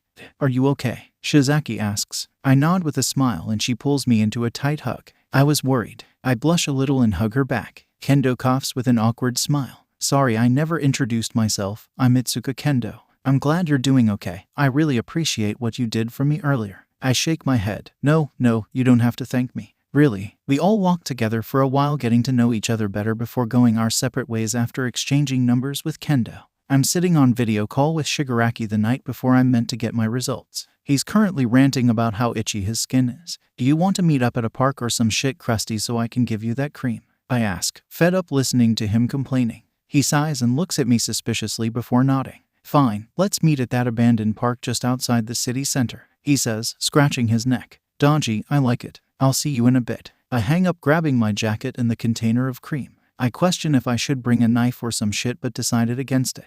I head out. The sun is starting to set, but by the time I get there, it's dark. I sit on a bench crisscrossing my legs and scroll through my phone while I wait for him to show up. Eventually, I see him approach and give a slight bow. My liege, welcome. May I interest you in any of my other dodgy self-made products? Perhaps some chapstick or shampoo? I say teasingly, and he rolls his eyes, sitting next to me. No, God, you're so annoying. Now, hand it over. I laugh and take the cream out of my pocket, handing it to him. He eyes it before opening it and applying some on the areas that need it the most. I sit looking at the night sky as he does his thing, my mind wandering to the impending doom of my results. He stares at me for a while before speaking. What dumb shit is going through your mind? I'm getting my results from the UE entrance exam tomorrow, I say without really thinking. He goes quiet, almost glaring at me for a few minutes. I ignore him, watching the ladybug walking across my leg. What do you think of villains and heroes? He asks after a few minutes, staring at me intensely. I think for a few minutes. I think the current way the system works isn't great. I think many heroes are genuinely doing good, such as All Might, but far too many are in the business for fame and riches, which I don't agree with. I sympathize with many villains who are struggling and just trying to get by, and some who have ideals they want to achieve. I don't completely agree that their methods are good, but I can understand their view. But they are some villains who are pure tyrannical scum who assert power and death over others for a meaningless goal. I ramble, not sure if my views would piss off Shigaraki. Do you think some heroes deserve to die? Some villains? I remain silent, not sure if I want to state my views out loud. Yes, I believe there are some villains who deserve to die, even if by a hero's hands, and there are some scumbag heroes who I believe are horrible people. I reply, looking him in the eyes. He smirks. Wow, a future hero in training who condones murder. Color me intrigued. I roll my eyes, checking my phone and seeing a message from Maki. I have to get home now. I'll talk to you later, Tamura. He nods and walks away as well, thinking about the interesting character that is. I'm sitting in Katsuki's room as we both hold out letters. I don't want to open mine first, I state, looking up at him. He sighs. You're such a wuss, I'll go first. He opens his letter and sets the disc on his bed. After a few seconds, a hologram of present Mike appears. Wasu up, listener. I'm here to tell you about your results, yo. You did excellently on the written exam, and for the practical aspect, you succeeded with flying colors, coming in first place with 77 villain points and 0 rescue points. Bit of a one-man show. I hereby welcome you. Katsuki Bakugo to you is hero course in Class 1A. The hologram disappears and Katsuki looks at me with a smirk. Told you I'm the best. I roll my eyes. Yeah, well done, Kat. Bloody show-off. I mumble the last part, opening my letter. A hologram of Mr. Aizawa appears and I grin. Hello, geez, not this kid again. Anyway, I'll keep this short. You did excellent in the written aspect of the exam. In the practical, you achieved 35 villain points and 34 rescue points, 69 overall, which puts you in 4th place. Well done, and you'll be in Class 1A. The hologram disappears and I sit in shock before squealing with joy and jumping on Kat, hugging him tight. I got it. I got in. I got it. I'm beaming with joy. Kat rolls his eyes, hugging me back, but gives me a small smirk. Of course, you got in, dumbass. You're my sidekick after all. Now let go. You're gonna crush me. He complains and I get off him with a bashful smile, kicking my feet as I giggle in complete happiness. Kat watches me with a concerned look, thinking I've finally lost it before leaving the room to go talk to Mitsuki. My phone dings and I grab it, seeing a message from Mr. Aizawa. Cat guy, well done kid, read 6:18 p.m. I grin, replying back and texting everyone else I could think of. Mina tells me I have to come over to her place to celebrate our success. I grab my bag and shoes, giving Mitsuki and Kat a hug before I leave. I eventually arrive at Mina's house, knocking on her door. She quickly opens it and pulls me into a hug, spinning me around with ease. Hey, we both got in. I laugh happily as we go into her kitchen, playing music and making mocktails and brownies. We talk for ages, catching up and creating scenarios about what Yui will be like. I keep all my dark thoughts to myself and can't help but be caught up in Mina's enthusiasm. Love Story by Andila starts to play and Mina smiles, bowing and holding a hand out to me. May I have this dance, my lady? I blush and nod, taking her hand. She pulls me close and we start to dance together. We smile and laugh with each other as she spins me round. You're an amazing dancer, Mina. Thank you. It goes on for a few minutes, and when the song ends, she dips me her face close to mine and smiles, staring into my eyes. Then the timer goes off and I laugh awkwardly, standing up straight and going over to the oven. Well, that was fun, I say, my face still red. She laughs and leans on the counter, talking away about her new favorite show. I sigh as Hana fusses over my uniform, making sure I look perfect. Becca and Sori play on the sofa as Raven stays in my arms, not wanting me to leave. Mom, my uniform is fine, leave it. Oh, I can't help it, Pumpkin. Oh, look at you. You're all grown up, I'm gonna cry, she exclaims, covering her mouth with her hands. Becky sighs and rubs her wife's shoulder, smiling at me. You'll be amazing today, darling. Now go on or else poor Izuku will think you left him, she says. I laugh and grab my bag. I kiss Raven on the head, waving goodbye and walking out the door. I walk along the path until I see Izuku, who's waiting for me. I run up to him and link my arm with his. Well, my fellow, let us commence our extravagant journey to becoming heroes. I start marching him down the path and he laughs. You're very excited, aren't you? He says with an amused smile. I nod. Yep, we're going to become heroes together, and this is where our story begins. Now come on, I want coffee before we go to school, I say, dragging to a coffee shop nearby. He sighs but smiles, expecting nothing less from me. Eventually we end up at Yui. 1A. Where's 1A? This place is too big, Izuku says as we run around the halls trying to find the classroom. This school is way too big, I reply as I sip my coffee. We eventually find the classroom. Well, this door's humongous. Guess it's inclusive design, Izuku says. I nod in agreement. It's a gigantomachia-sized door. We'll be alongside the chosen few who passed the exam.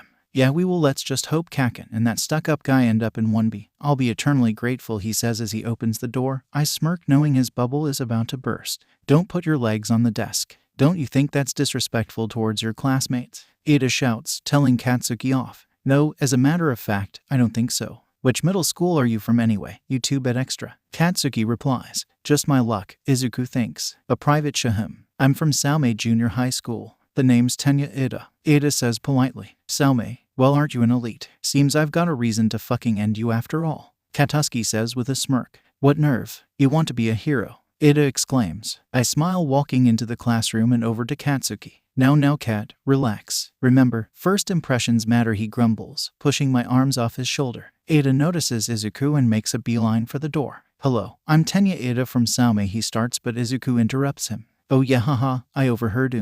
I'm Midoriya. Nice to meet you, Ida, Izuku replies. I tune out in favor of messing with Katsuki's hair, putting small braids in it. He grumbles but lets me. Mina runs over and hugs me from behind.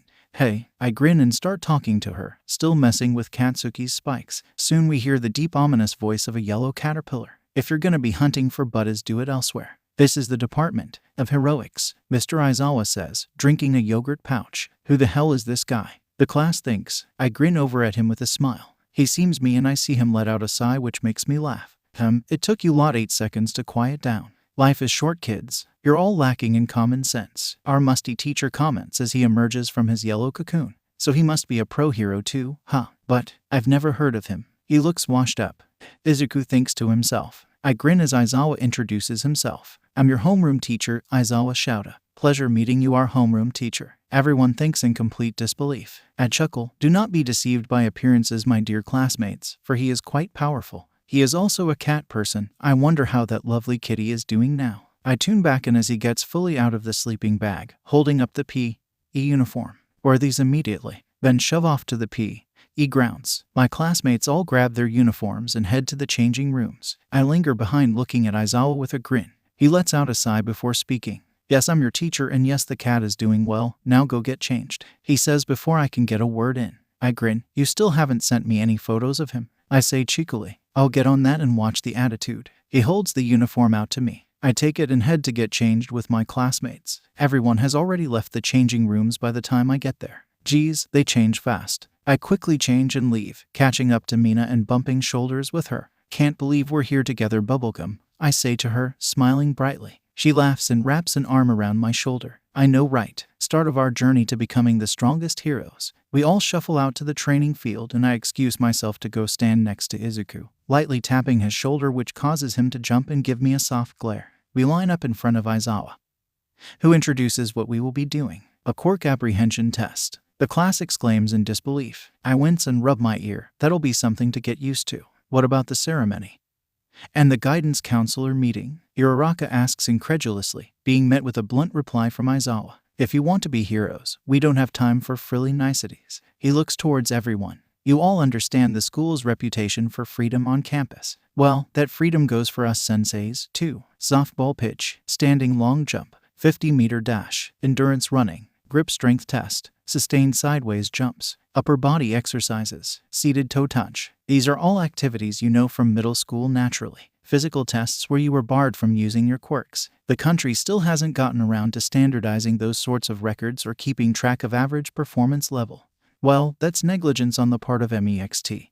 He monologues before turning his gaze to Katsuki. Bakugo, how far could you pitch a softball in middle school? He asks. Bro, who the hell remembers that shit? I'm pretty sure I was only thinking of coffee during those tests. 67 meters, Bakugo replies. Bloody weirdo, try using your quirk this time around. As long as you don't exit the circle, anything you do is fine. Don't hold back. Bakugo nods and starts to stretch his arms. Actually, sensei, that is something Bakugo needs to learn. Don't encourage his property damage tendencies. You got it, Bakugo states as he pulls his arms back, winding up. Just augment the pitch with some shock wave power. He thinks in his head as he launches the ball into the sky. D-I-I-I-E. A large shockwave blows our hair out of our faces and I smile, chuckling in amusement. Really, cat? Die. The ball soon returns from the atmosphere, rolling along the ground as it smokes and Aizawa's meter beeps. Before anything else, one must know what they're capable of. This is a rational metric that will form the basis of your hero foundation. Aizawa explains, displaying the screen which reveals Bakugo's impressive 705. 2M. The class buzzes with excitement. Awesome. That looks so fun. 705 meters. Unreal. We can really use our quirks now. That's the Department of Heroics for you. I sigh as I anticipate Aizawa's impending doom and threat. Here we go. It looks fun, you say. A dark shadow covers his eyes. Geez, not that serious, my guy. So you were planning to spend your 3 years here having a good all time. What happened to becoming heroes? Everyone gulps. All right then. In that case, new rule, the student who ranks last in total points will be judged hopeless and instantly expelled. He lifts his hair out of his eyes dramatically. Our freedom means we dispense with students as we please. Welcome to this, the Department of Heroics. Bullshit, bro, you'll bring them back. Bro is more dramatic than a theater kid. I smile comfortingly at Izuku, who's freaking out beside me. I pat his shoulder. You'll be fine, Izu, trust me. You don't need to worry. I'm positive he's just bluffing to freak everyone out. He looks at me with furrowed eyebrows. But what if he isn't joking? He asks, riddled with anxiety. Around us, chaos explodes. The kid who ranks last gets expelled. This is our first day here. But even if it weren't, that's just too unreasonable. Uraraka exclaims. Girl, you're starting Aizawa's dramatic monologue. Natural disasters, massive accidents, ego-mad villains. All kinds of calamities can happen when we least expect them. Japan's now positively drenched in unreasonable. And it's our job as heroes to reverse it all and restore reason. If you were counting on a friendly chat at the local McDonald's after school, that's too bad. From now on, for the next 3 years, all you can expect from your life at UE is one hardship after the next. Oh, you have no idea. This is plus ultra. I expect you to overcome these trials and climb to the top. Now then, that was the demonstration. Time to step up to the plate. Aizawa finishes with a challenging look on his scruffy face. Okay guys, let's do this, I say with a grin, stretching my arms. Katsuki rolls his eyes at my enthusiasm and puts his arm on top of my head, pushing it down. Stop shouting, you're so loud. Oh, that's rich coming from you of all people, Cat. You're literally a hothead and bark louder than a Pomeranian. He tries to smack my head, but I dodge and run over to stand next to Ida, who is making his way over to the first trial area, the 50-meter dash. I stretch my legs and line up next to Kirishima, who I pretend not to recognize. I chugged my bottle of water before setting it down and getting ready to run since I couldn't think of a way to use my quirk. The sun was shining with not a cloud in the sky, so I felt energized and full of life. When the beep goes, I run as fast as I can, slightly ahead of Kirishima. I reach the finish line and check my time. 5:30 seconds. Hell yeah, that's pretty good. Kirishima pants next to me, grinning with his sharp teeth on display. That was really awesome, dude. You're speedy. I don't know if you remember who I am, but I used to have flat black hair. He speaks, sounding embarrassed. I put on a fake look of realization on my face. Oh hey, it's nice to see you again. I knew you would become a hero. And thanks, you're fast as well. I compliment him and smile. We continue to chat as everyone finishes the test, and I spare a glance at Izuku, who looks panicked and exhausted already. Come on Izu, just breathe. You'll do fine. We move on to the second trial, the grip strength test. I stand next to Shoji as he does his test. The screen displays his score of 540 kgW. 540 kilos. What are you, a gorilla? No, you're more of an octopus, Zero exclaims. Shoji doesn't respond with anything. Someone say octopus. Hot. 𝐴𝐻 mutters. I give him a weird look before smiling at Shoji. Oh wow, that's actually insane. You're so strong. I compliment, my eyes wide. I glance down at my meager 64 kgW. Shoji pats my shoulder with one of his hands. That's really good. Don't put yourself down over it, he says, his voice is friendly. I smile at him, holding my hand out. I'm Suzuki, but just call me. It's nice to meet you. I introduce myself properly. He shakes my hand in return. I'm Shoji Mizo. Nice to meet you too. You can call me Mizo if you like. He replies and I nod. So what's your workout routine, Mizo? Your grip strength is insane. Like, I work out, but at most I can curl like 16 kilograms on a good day at the minute. We discuss exercise and diet as we carry out the next two tests, which I get decent results in. Eventually, we come to the fifth trial, the pitch. I stand awkwardly in the circle as I toss the ball between my hands, thinking about how I could use my quirk in this test. Suddenly, I got the idea to create a makeshift slingshot with my vines. I set the ball down and create a vine between my thumb and pointer finger, pulling on it to check its elasticity. After determining it's good enough, I pick up the ball and place it in position, pulling it back as far and hard as I can, aiming it towards the sky and launching it. Somehow it reaches a decent 269 m before it falls back to the ground. How in the fuck? Okay, whatever, not questioning the physics of this. Magic elastic vines. Yeah, that's it. I get back in line with everyone else, watching Uraraka take her turn. The scanner reads, infinity. Holy cow, she got an infinity. I pat her on the back when she comes back over. Well done. That was so good, dude. She blushes and shakes her head. Oh stop, you're embarrassing me. I grin at her. I look over to Izuku, who's in a state of pure panic as he enters the circle. I can practically hear his racing thoughts. Midoriya's not doing too well, is he? Iida comments. Of course not. He's a quirkless fucking guppy, Katsuki says in response, and I lightly smack his shoulder, earning a shove back. Quirkless? Didn't you see what he did at the entrance exam?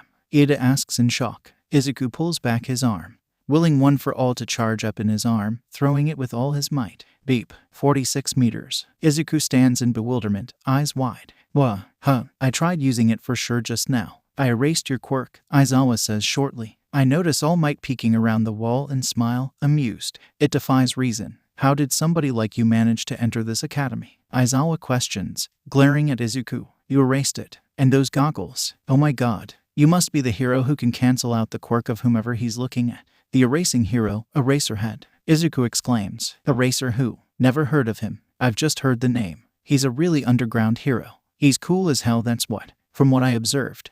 You can't rein in your quirk's full power, meaning you can't use it efficiently at all. Did you believe someone would come save you after you crippled yourself again? And no, I didn't.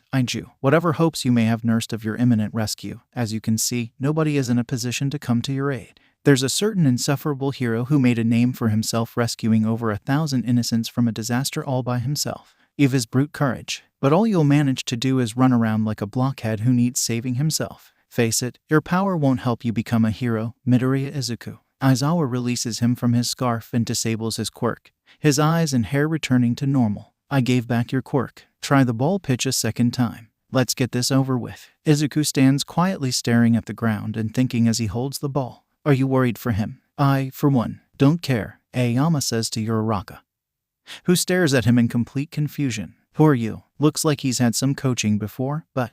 Iida ponders. He's gonna get expelled for sure, Katsuki says, earning another whack from me. He growls and grabs me, putting me in a soft chokehold. Izuku hypes himself up, winding his arm back as Aizawa finishes putting eye drops in his eyes. He concentrates his power solely on his finger, blasting it into the air while shouting, smash. Katsuki starts tweaking next to me, letting me go. I hop onto his back to keep him put. Aizawa reads the beeper, 705.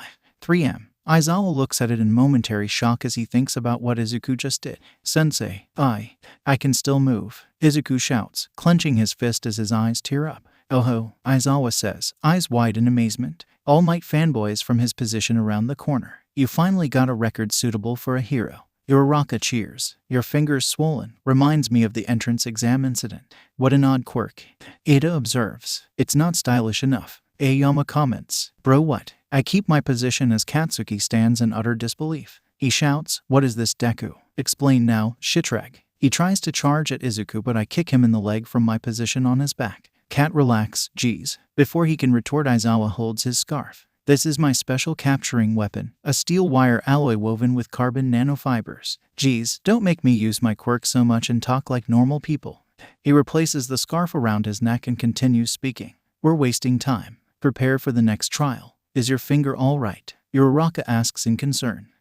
Yeah, Izuku replies. I climb off Katsuki's back as he goes through an internal conflict as he realizes that weak Deku, the boy he's known since childhood, isn't what he thought he was. I pat his cheek. Come on, snap out of it. We have to go do the other tests now. Worry about that later, I say gently, taking his hand and dragging him to the next trial. Did you know? He asks quietly, an edge to his voice. I nod. Yes, I did. He told me recently. He goes quiet again and we complete the rest of the trials smoothly. We all line up as Aizawa prepares the results. Time to present the results. The total is simply the aggregate sum of each of your scores. If I recited all your scores, it'd take 1,000,000 years. So I'll disclose them all at once. Oh yeah, the whole expulsion thing was a lie. He adds in as he displays the scores. It was a logical ruse to pull out your best performance. Fucking liar, you've expelled an entire class before and brought them back. 𝗷𝗚.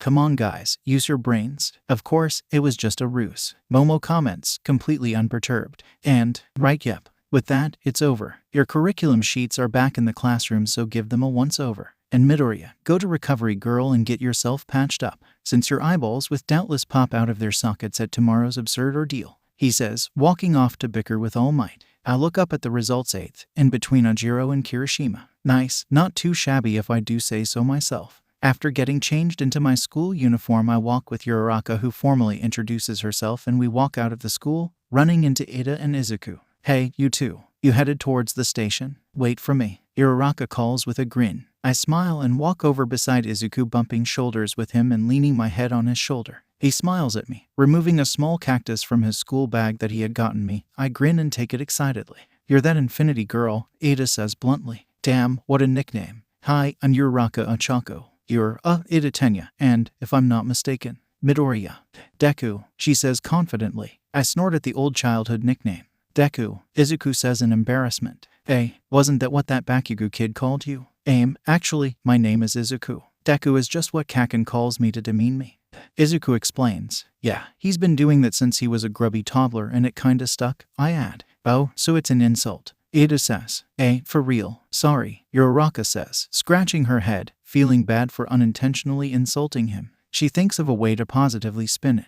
But you know, I kinda like the name Deku for you. It gives a sorta never give up vibe, you know, she says, raising her fist. Yeah, Izu, it's like wapow. Don't mess with me, I've been through shit, I exclaim, comedically punching the air. He smiles at me, his cheeks a little red. Hi, I'm Deku, don't mess with me, he says, causing us to laugh. Midoriya, don't be so weak-willed. It's an insult, remember. Ignore these two. Ada lectures exasperately. It's just like when Copernicus flipped the paradigm. He mumbles, hiding his face. Who is who? I ask. We all laugh as we continue to walk to the station. Krusty McDusty. Yo, do you want to hang out at that park again? Read 8:10 p.m. right now. I mean, sure, but why? Read 8:12 p.m. Krusty McDusty. No reason, just be there soon. Read 8:14 p.m. Read 8:15 p.m. I put on a warm jumper and grab my phone. Heading out to the desolate park, I see a hooded figure sitting on one of the benches under a tree. You know, you look real dodgy right now, Tamura. Even more than when you're in the sunlight, I say with a cheeky grin, sitting next to him. He rolls his eyes and pulls his hood down, revealing his light blue hair and scowl. You're no better either, you walking hay fever causation. He replies. I laugh at the nickname. Okay, that's a new one. I like it, I reply before taking a moment to observe his face, which causes him to make a weird expression. The fuck are you staring at me for? Your skin's looking much better. Guess Krusty McDusty isn't so crusty anymore, huh? I say with a proud glint in my eye, feeling happy that my creams work. Is that seriously what you've been calling me? He says with a groan. Well, yes, I'd say it was quite fitting. I laugh, reaching my hand out to touch the skin on his hands. He flinches and gives me another weird look, but he's used to this from me by now. Yeah, much better now. You must have had eczema or something similar. How often do you apply the cream? Geez, you're like a bloody doctor. I dunno, like 6 times a day. Whenever my skin flakes. I nod in understanding. I'll need to make you some more soon. Maybe look into how to make it better so you won't have to use it as often. We sit in silence for a little while, and after a bit he pulls a bottle out of his pocket, taking a swig before offering it to me. I raise an eyebrow. What is it? It's vodka and cherry juice. Dude, you do not look 20. How the hell did you get vodka? He shrugs. I have my ways. Thanks for not thinking I'm old, but for your information, I'm 17 turning 18. Still illegal, but yeah. You know I'm 16, right? He nods. Yeah, I know. I'm not gonna make you relax. Just an offer. He takes another drink before putting it away again. So when is your birthday then? 4th of April. Wait, so like tonight? Geez, dude. Should have told me. Would have got you a video game or something. That makes him laugh a little. My birthday isn't all that important. Don't worry about it. I frown, but don't push him on it. He speaks up after a bit. When's yours? He asks, looking over at me. Oh, it's the 23rd of May, so not too far away, I guess. He nods again. Noted, he says with a small smile, which I thought I had imagined for a second.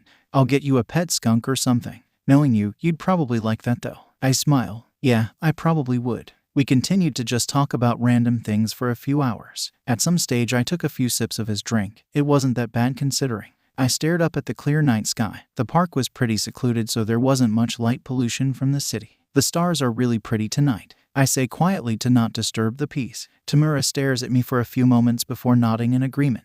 He stands up and takes off his zip-up, lying it on the ground. He lies down on it, now just in his turtleneck and sweatpants. I sit down next to him, staring up at the stars. Look, you can see Cygnus from here. I point my arm up to where it is in the sky. Is that a constellation or something? Tamura asks with a confused expression. Yeah, it's a swan. See, there's the neck, the 2 wings, and the tail. He makes a quiet sound of realization as he sees it. Do you know a lot about astrology and things like that? No, not really. I just think the stars are really beautiful. He looks over at me again as he listens. Tamura admires as she talks about the beauty of the night sky and nature, the way the starlight sparkles in her eyes. Yeah, they are, he says quietly before looking back up at the sky. We sit in comfortable silence for a while, enjoying the cool night breeze and the gorgeous view. We share the bottle a few more times before Tamura asks a question I wasn't sure if he'd broach. How's hero school then? He asks, leaning on his side as he looks at me. I turn to face him. It's going all right so far. Pretty dramatic for the first day, I'd say, but honestly, I do enjoy it.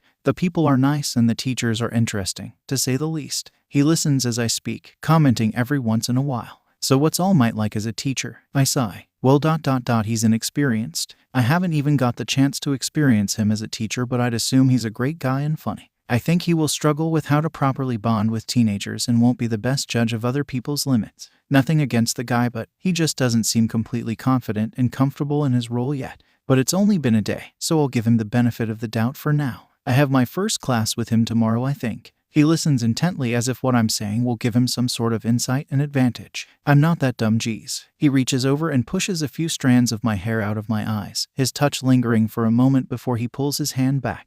Your hair's getting a bit long, you look like a rat. I roll my eyes and lightly hit his shoulder. Always the sweet talker, aren't you? He laughs, something he hardly did properly, so I just chalked it up to the alcohol. You know, you're one of the few so-called heroes I think is decent.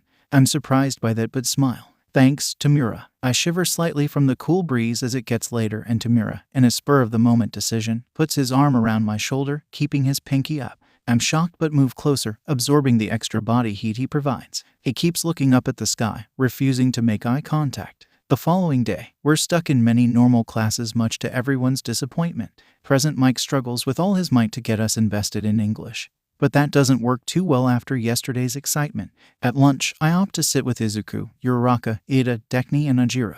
Although the groups haven't really been finalized quite yet, the foundations are there. I made a start on the homework Present Mike set for us, and honestly, it is causing immense strife. Dude, are you kidding? I thought I knew English, but I guess I don't know the grammar as much as I thought I did. Izuku laughs at my misfortune. Do you want me to help you with that later? He asks with a teasing grin. I glare. Nope, I will do this on my own. All right, if you're sure. Lunch rush comes over to our table to serve our lunches, which look like gourmet meals. Uraraka's eyes light up. Oh my god, it looks so good. I know, right? I'll be eating my fill, so I'm ready for heroic studies class later. I reply, equally excited. We all laugh and joke, getting to know more about each other. What do you think we'll be doing? Ojiro asks, I bet it'll be some super badass training to show off how strong we all are. Denki suggests, oh yeah, it'll be super cool. I hope Katsuki doesn't treat Izuku as bad this time around. He'll be getting a proper smack from me if he does. Finally, we reach the afternoon portion of the day, our daily foundational heroics studies. I was doodling one of my cats when I heard booming footsteps approaching the door. A thundering voice shouted, "It's me." Izuku sits up excitedly in his seat, coming through the door like a normal person. All Might exclaims with his signature laugh, "Oh yeah, totally normal dude. I can't believe it. All Might's really gonna be teaching us. That design's so Silver Age. That art style clashes so much it's giving me goosebumps." Foundational Hero Studies. For this class, we'll be building up your hero foundation through various trials. You'll get tons of credit for it. All Might says, making a weird pose, subtly shaking. He suddenly stands up straight again. Let's jump right in with this. The trial of battle. Excited and nervous murmurs resonate throughout the room. And to go with your first battle, we've prepared the gear we had you send in requests for to match your quirks. Our battle gear. Awesome. Get changed and we'll be ready to go. Everyone, gather at Grounds B. The garb you bring into the battlefield is vitally important, boys and girls. We all go get changed into our costumes. I put mine on and admire the details. It was a black full-body suit made of breathable material with mesh gaps in the sleeves. I had cargo pockets on the legs for any emergency creams and small bottles of water. I had a mask which went around the lower half of my face for when I used any irritating airborne plants and fingerless gloves if I needed them. I also had a pair of sturdy combat boots with a metal plate on the soles. I noticed some subtle leaf patterns in the fabric which made me smile. I go out with the rest of the girls, gushing over their costumes. All Might starts a dramatic speech, and don't forget, from here on out, you're all officially heroes. All right, let's see what you're made of, you embryos. It's time for the trial of battle. I'm standing beside Uraraka, looking over at Izuku in his cute little costume, laughing to myself as she compliments him. Deku, cool costume. It looks really practical. I wish I'd drawn my request sketch a little better. My costume came out a bit puffy, it's embarrassing. I pat her back. Don't worry girl, you look gorgeous, trust me. It suits your light and bubbly personality. I say reassuringly. Aw thanks, honestly your costume looks so good. What's the pockets for? She asks curiously. Oh, it's for my creams and gels for any injuries, and this one is for small water bottles to keep up my hydration during long fights, I reply, showing off the contents in my pockets. I'm just a girl, I have pockets, and I show them off. I'm liking everyone's styles. Very cool. All Might praises before taking in Izuku's and internally scolds him for his blatant transparency. Sensei, regarding the performance ground we'll be using, is it the mock city from the entrance exam? Ida questions, raising his hand. He looks like a transformer, go Optimus Prime. You'll see in fact, take 2 steps and you'll be there. This will be an indoor battle trial. All Might answers. The lane cleanup is usually seen out in the open, but statistically, the better part of it is an indoor job. Most acts of villainy are committed indoors. Imprisonment, house arrest, the black market, in this hero-saturated society. Why, any villains with intelligence is lurking in the shadows. For this test, you'll separate into villain and hero groups for a 2-on-2 team battle. What about foundational training? Sue asks. This is foundational training. Only this time, there won't be any robots it'd be okay to just destroy. So how do we determine who wins and loses? Momo asks. Is it okay if we just blow them away? Is there a threat of expulsion like with Aizawa-sensei's exercise? If we're separating into different groups, what would be the best way to do so? Doesn't this cape look killer on me? All Might stands there flustered under all the questioning. HNNN, I can't hear you if you speak all at once. For this training, we'll have some villains guard a nuclear weapon they intend on deploying. The heroes must stop them in their nefarious scheme before it's too late. If the heroes capture the villains or reach the nuclear core before the time runs out, they win. If the villains manage to keep the core the whole time or capture the heroes, they win. He reads from his little book. Bro has no idea what he's doing. Your teammates and opponents will be chosen by lottery. Is that really how we'll do it? Ida asks baffled. Well, pros are often forced to make impromptu team-ups with other heroes they might not know very well, so this is probably testing that. Izuku explains. I see. Always with our eyes on the future, are we? I apologize. Ida shouts. Anyway, let's start this. All Might proclaims. The teams are selected with 1 team of 3 due to me being an additional number. I end up on Team B with Todoroki and Mizo. Great, I'll just get told to stay outside and not do anything. I'll figure something out. And the first 2 pairs to do combat will be the following. Pair A will be heroes. Pair D will be villains. Shit, here we go. This scenario has the villains inside the building first. Then, after 5 minutes, the heroes will be let in as well. Everyone else will be able to watch what unfolds through the surveillance cameras. This will allow young 𝐴 and 𝗵𝘃𝗏 to get inside the heads of villainkind. This is a practical training exercise, so go all out without fear of injury. Though naturally, we'll cut short if things get out of hand. Everyone makes their way to the surveillance room, but I quickly grab Katsuki before he goes inside the building with it. Look, Kat, I don't think I need to tell you to not be too violent, okay? I know you're frustrated with what's happening with Izu at the minute, but please, don't be stupid. You're smart and I know you can be logical and strategic. Good luck. He nods at me, frowning. Once they get inside the building, 𝐴 starts to wonder about how to get into character. It may just be a training exercise, but it still pains me to be a villain. Though I suppose I just need to defend this thing. Yo, so Deku's got himself a quirk after all, right? Katsuki questions. You saw it for yourself, didn't you? That Herculean strength. It looks pretty high risk, but you'll just charge right at Midoriya anyway, won't you? 𝐴 replies, having already picked up on Katsuki's sparky personality. Was he fooling me all this time? You fucking nerd, Katsuki murmurs to himself. The rest of us stand in front of the monitors as All Might prepares to start the trial. Now watch and hatch strategies of your own. We watch as Uraraka and Izuku make their way into the building through a window. The audio quality isn't available to pick up their voices. As they walk down the hall, suddenly, Katsuki ambushes them from around a corner, giving a large blast, although it wasn't as bad as I remember it originally being. Uraraka and Izuku dodge out of the way, hitting the floor. He grazed me. Are you okay, Uraraka? Yeah, thanks. He came like a bolt. Damn it, Deku, don't dodge me. Katsuki yells. I thought so. With me as his opponent, Kaken's priority would definitely be to beat me up.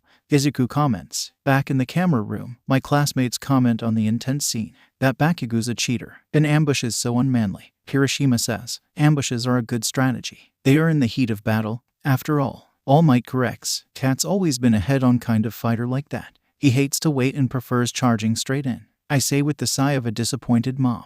Midori actually ducked away from it pretty well. Mina exclaims excitedly. I'll blow you away, but just short of getting this interrupted. Katsuki shouts, going for Izuku with his right arm. Izuku grabs it, reading his move and throwing him over his shoulder with all his strength, impressing everyone and pissing off Katsuki. GAHAH.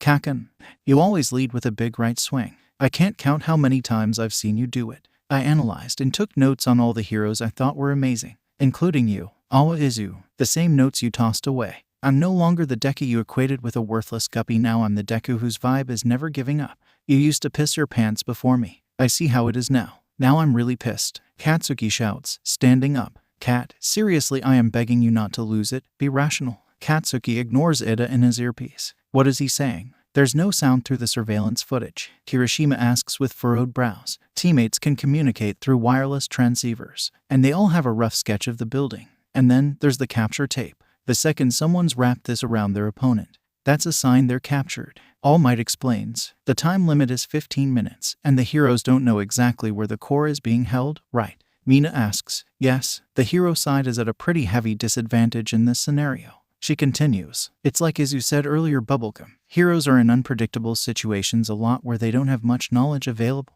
I add. Didn't Aizawa teach you kids our motto? Say it with me now. Plus ult. All Might starts before being interrupted by Aoyama. Ah, Monsieur Bakugo. Directing everyone's attention back to the cameras, displaying Katsuki fighting Izuku, as Izuku tries and fails to tie the capture tape around him. Izuku runs around the corner and down the hall to buy himself time to come up with a plan of attack against Katsuki. Get back here, Deku. He chases after Izuku, aggressively urging him to use his quirk against him. Katsuki thinks back over their years together, feeling cheated and reassuring himself of his strength, that he's better than Izuku. Meanwhile, Uraraka locates the room the bomb is in, where 𝐴 is currently having a villain monologue to get into character. I laugh as I remember the monologue. 𝐴 really takes himself quite seriously, huh? It's endearing, but he's still strategic. Back with Izuku, he listens to Uraraka convey the location of the bomb, having to fend off 𝐴 as she is discovered. It's ready, Katsuki says menacingly. Why won't you use it? Are you looking down on me? Deku, Kaken. Izuku realizes he has to face him, hyping himself up. I'm not afraid of you anymore. I already know about all of your stalking, you know. My explosions are sparked by the sweat of my palms, which is like secreting nitroglycerin that then detonate. Now, if the specs are as I asked, then I can store that nitro sweat into this bracer. Fuck. I whack All Might on the arm. Sensei, stop this shit now, I'm not joking. I don't care if you believe in Izu. This is serious. Bakugo, my boy, stop this. You'll kill him. If it doesn't hit him, he won't die. Katsuki shouts out in response. I will smack him later. Katsuki raises the gauntlet, thinking back to what said earlier. He chooses to make a point instead, aiming the explosion at an angle so it won't directly aim for Izuku. The explosion breaks through the wall and Izuku jumps to the side out of the way. Are you out of your mind? Use your quirk. Deku, I'm gonna face you at your full strength. Uraraka and Ida feel the immense tremors, and Uraraka takes this as her opportunity to get the weapon. However, Ida keeps it out of her reach. Katsuki taunts Izuku on the floor below. Haha, well isn't this fantastic? What's wrong, Deku? Come at me, bro. You can still fight, can't ya? Izuku takes the opportunity to communicate with Uraraka through the earpiece. You've got quite some nerve ignoring me. All Might's voice booms through the earpiece. Bakugo, my boy, if you shoot another blast like that, I'll end this exercise forcibly and you will lose. Launching an attack with such an extensive damage radius while indoors defeats the purpose of protecting your stronghold. It doesn't matter if you're a hero or a villain, that was just foolish. Once more and you'll earn yourself massive demerits.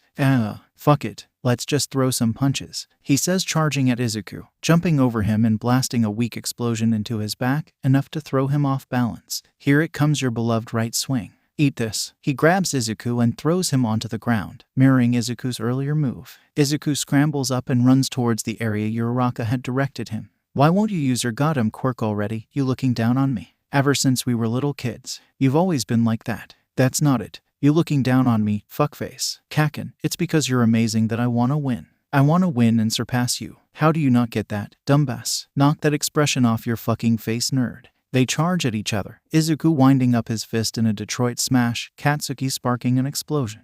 Before All Might can stop the fight, Izuku shouts, I'm here, Uraraka, to which she gets in position, holding onto the pillar tight. Katsuki's explosion collides with Izuku's fist. The explosion breaks a hole through the roof, giving Uraraka some debris to use against Ida as a distraction. Katsuki shakes in both anger and slight fear as he looks at the hole. You're telling me that? From the very beginning. I knew it, you are looking down on me. I wasn't planning on using it, because I actually can't. My body isn't able to take the strain from this quirk. Aizawa-sensei told me, too. But Izuku looks at Katsuki with wide eyes as his glove sizzles. This was the only thing I could think of. Uraraka lands on the bomb, successfully ending the trial. All Might's voice booms loud. The hero team wins. My classmates comment on their opinions of the match as I follow All Might into the building, which he begrudgingly agrees to. All Might places his hand on Katsuki's shoulder, breaking him out of his panic attack. Let's go, Bakugo, my boy. It's time for your critique. No matter whether you won or you lost, you take one look back, you reflect on the experience, and you move on with your life, he says as Izuku is carried away by the mini conveyor bots. I walk over when All Might takes his arm off of him, gently grabbing his gloved hand. Come on, it'll be okay. Just try and calm down, and you can have a civil talk with Izuku about it later. I know he'll talk to you about it if you ask. He just silently nods and we return to the monitor room. We stand next to each other while All Might starts the critique, squeezing his hand as he stares at the ground. I'd say the best in this match was young Ida, he says. Well, Ida exclaims. But weren't the winners Ochako and Midoriya? Sue comments. I wonder why I could possibly think so. Who knows why? Yes, All Might Sensei. It's because Ida was the one who adapted the most to the situation. Having watched the fight, Bakugo's behavior was clearly driven by some personal grudge, and thus totally arbitrary. Furthermore, just as you told us earlier, Sensei, a large range attack in an indoor arena is just idiotic. The same reasoning goes for Midoriya. Uraraka's game got loose halfway through and her final attack was too reckless. Ida devised a counter-strategy against an opponent because he correctly supposed the match would revolve around the core. While he was too slow in reacting to that last attack, I believe the hero team's so-called victory is being too nice and calling this just training. And that gets dangerously close to skirting the spirit of the rules. Momo explains meticulously. Gosh, she's so smart.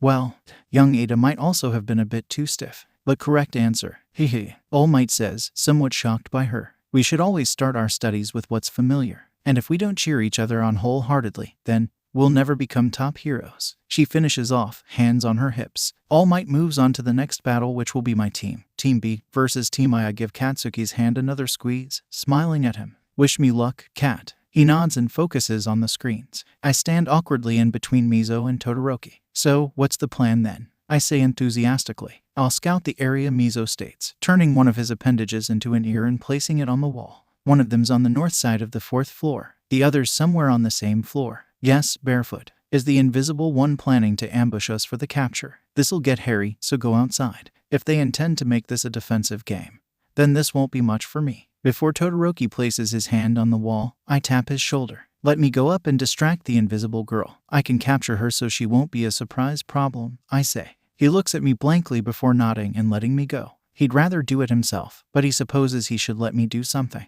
I head up the stairs quietly, listening for Hagakura's footsteps. I heard movement behind me and turned, covering the ground in water. She slips due to her bare feet and shouts. I create vines from my fingertips, some irritating, to keep her in place. I quickly wrap the capturing tape around her. Once I've got her out of the way, I speak into the earpiece. Found her and got her. Do whatever you want to do now. Okay, good job. Raise your feet out of the way. I nod and lift my feet when the ice comes traveling past me. Todoroki stalks creepily along the hallway, and I nod at him as he walks past to where Ajiro is, successfully touching the weapon. Hero team wins. All Might chatters out. Todoroki melts the ice, letting Ajiro free. I untangle Hagakure and give her some aloe vera to soothe the itchiness. We head back to the monitor room. I fist bump Mizo and turn to give Todoroki one. He stares at me. "Awa, come on dude, don't leave me hanging," I say with a grin. He sighs and taps my fist before walking ahead of us. I shrug and smile at Mizo. I go back over to Katsuki when we get to the monitor room, sitting beside him.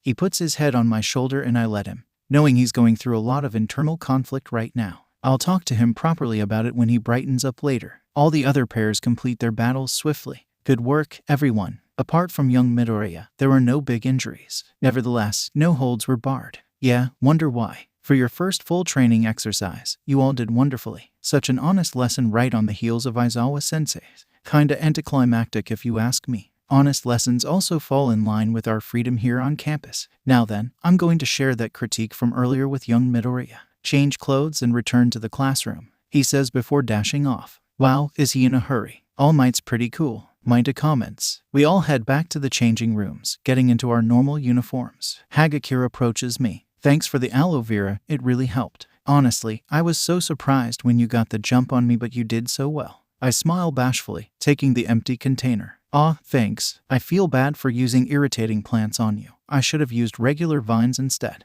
Oh, don't worry about it. It was a spur-of-the-moment decision. We all go back to class and I compliment everyone on their battles. Katsuki is sitting alone at his desk. I look up at the time, seeing school's over now. I go over and lean on his desk. You want to go home now? I ask in a gentle tone. Yeah, he replies, standing up and grabbing his bag. We walk in silence as he stews in his thoughts when suddenly there's a shout behind us. I smile when I see Izuku. Kaken. Katsuki turns to him with an annoyed expression. This is all I think I need to tell you.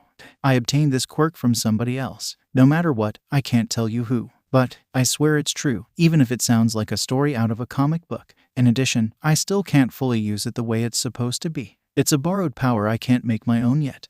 That's why I tried to win without using it. But even then, in the end, I couldn't win and relied on it anyway. I'm still nowhere near strong enough. And so he looks up at Katsuki, who is staring at him annoyed. One day, I'll make it properly my own power and then I'll surpass you by my own power. Katsuki stares at him blankly as I suppress my urge to laugh. What the hell is what? A borrowed power? I don't get what the hell you're trying to say. Did you come to make an even bigger fool out of me? Huh, even if not, then so what? Today, you beat me, a clown. That's all there is to it. That's all. And did you get a good look at that ice guy? I thought he was nothing before. Fuck, he shouts, starting to tear up. What that ponytail bitch said really sunk in. Shit, got him it. Hey, you two, Deku. From here on out. From here on out. You listening? I'm gonna be number one. And don't you dare get the idea that you'll ever beat me again. Fuck, he proclaims, starting to walk away. Suddenly, here appears All Might, my boy. I'll tell you this once. Self-confidence is indeed a very vital thing. And you're not mistaken that you have talent befitting a pro. From here on out, you can climb even higher. Let go of me, All Might. I can't walk. Katsuki glares at him. I didn't tell you before, so allow me to correct that. I'm gonna surpass you too. I'm gonna vault over you as top hero. He starts to walk off again. I sigh and look at Izuku. I'll call you later, Izu. Bye-bye. I smile and run, catching up to Katsuki. We walk in silence for a little while before I speak up. You're strong, Kat, but you need to understand that just because someone else becomes strong, it doesn't undermine yours. I hope that you learned from today that you need to fight level-headed and rationally, or you and many others could get hurt. He gives me a weird look. When did you become so intelligent? I squawk and lightly hit his arm. You are so rude. He chuckles and ruffles my hair, further annoying me as we continue home.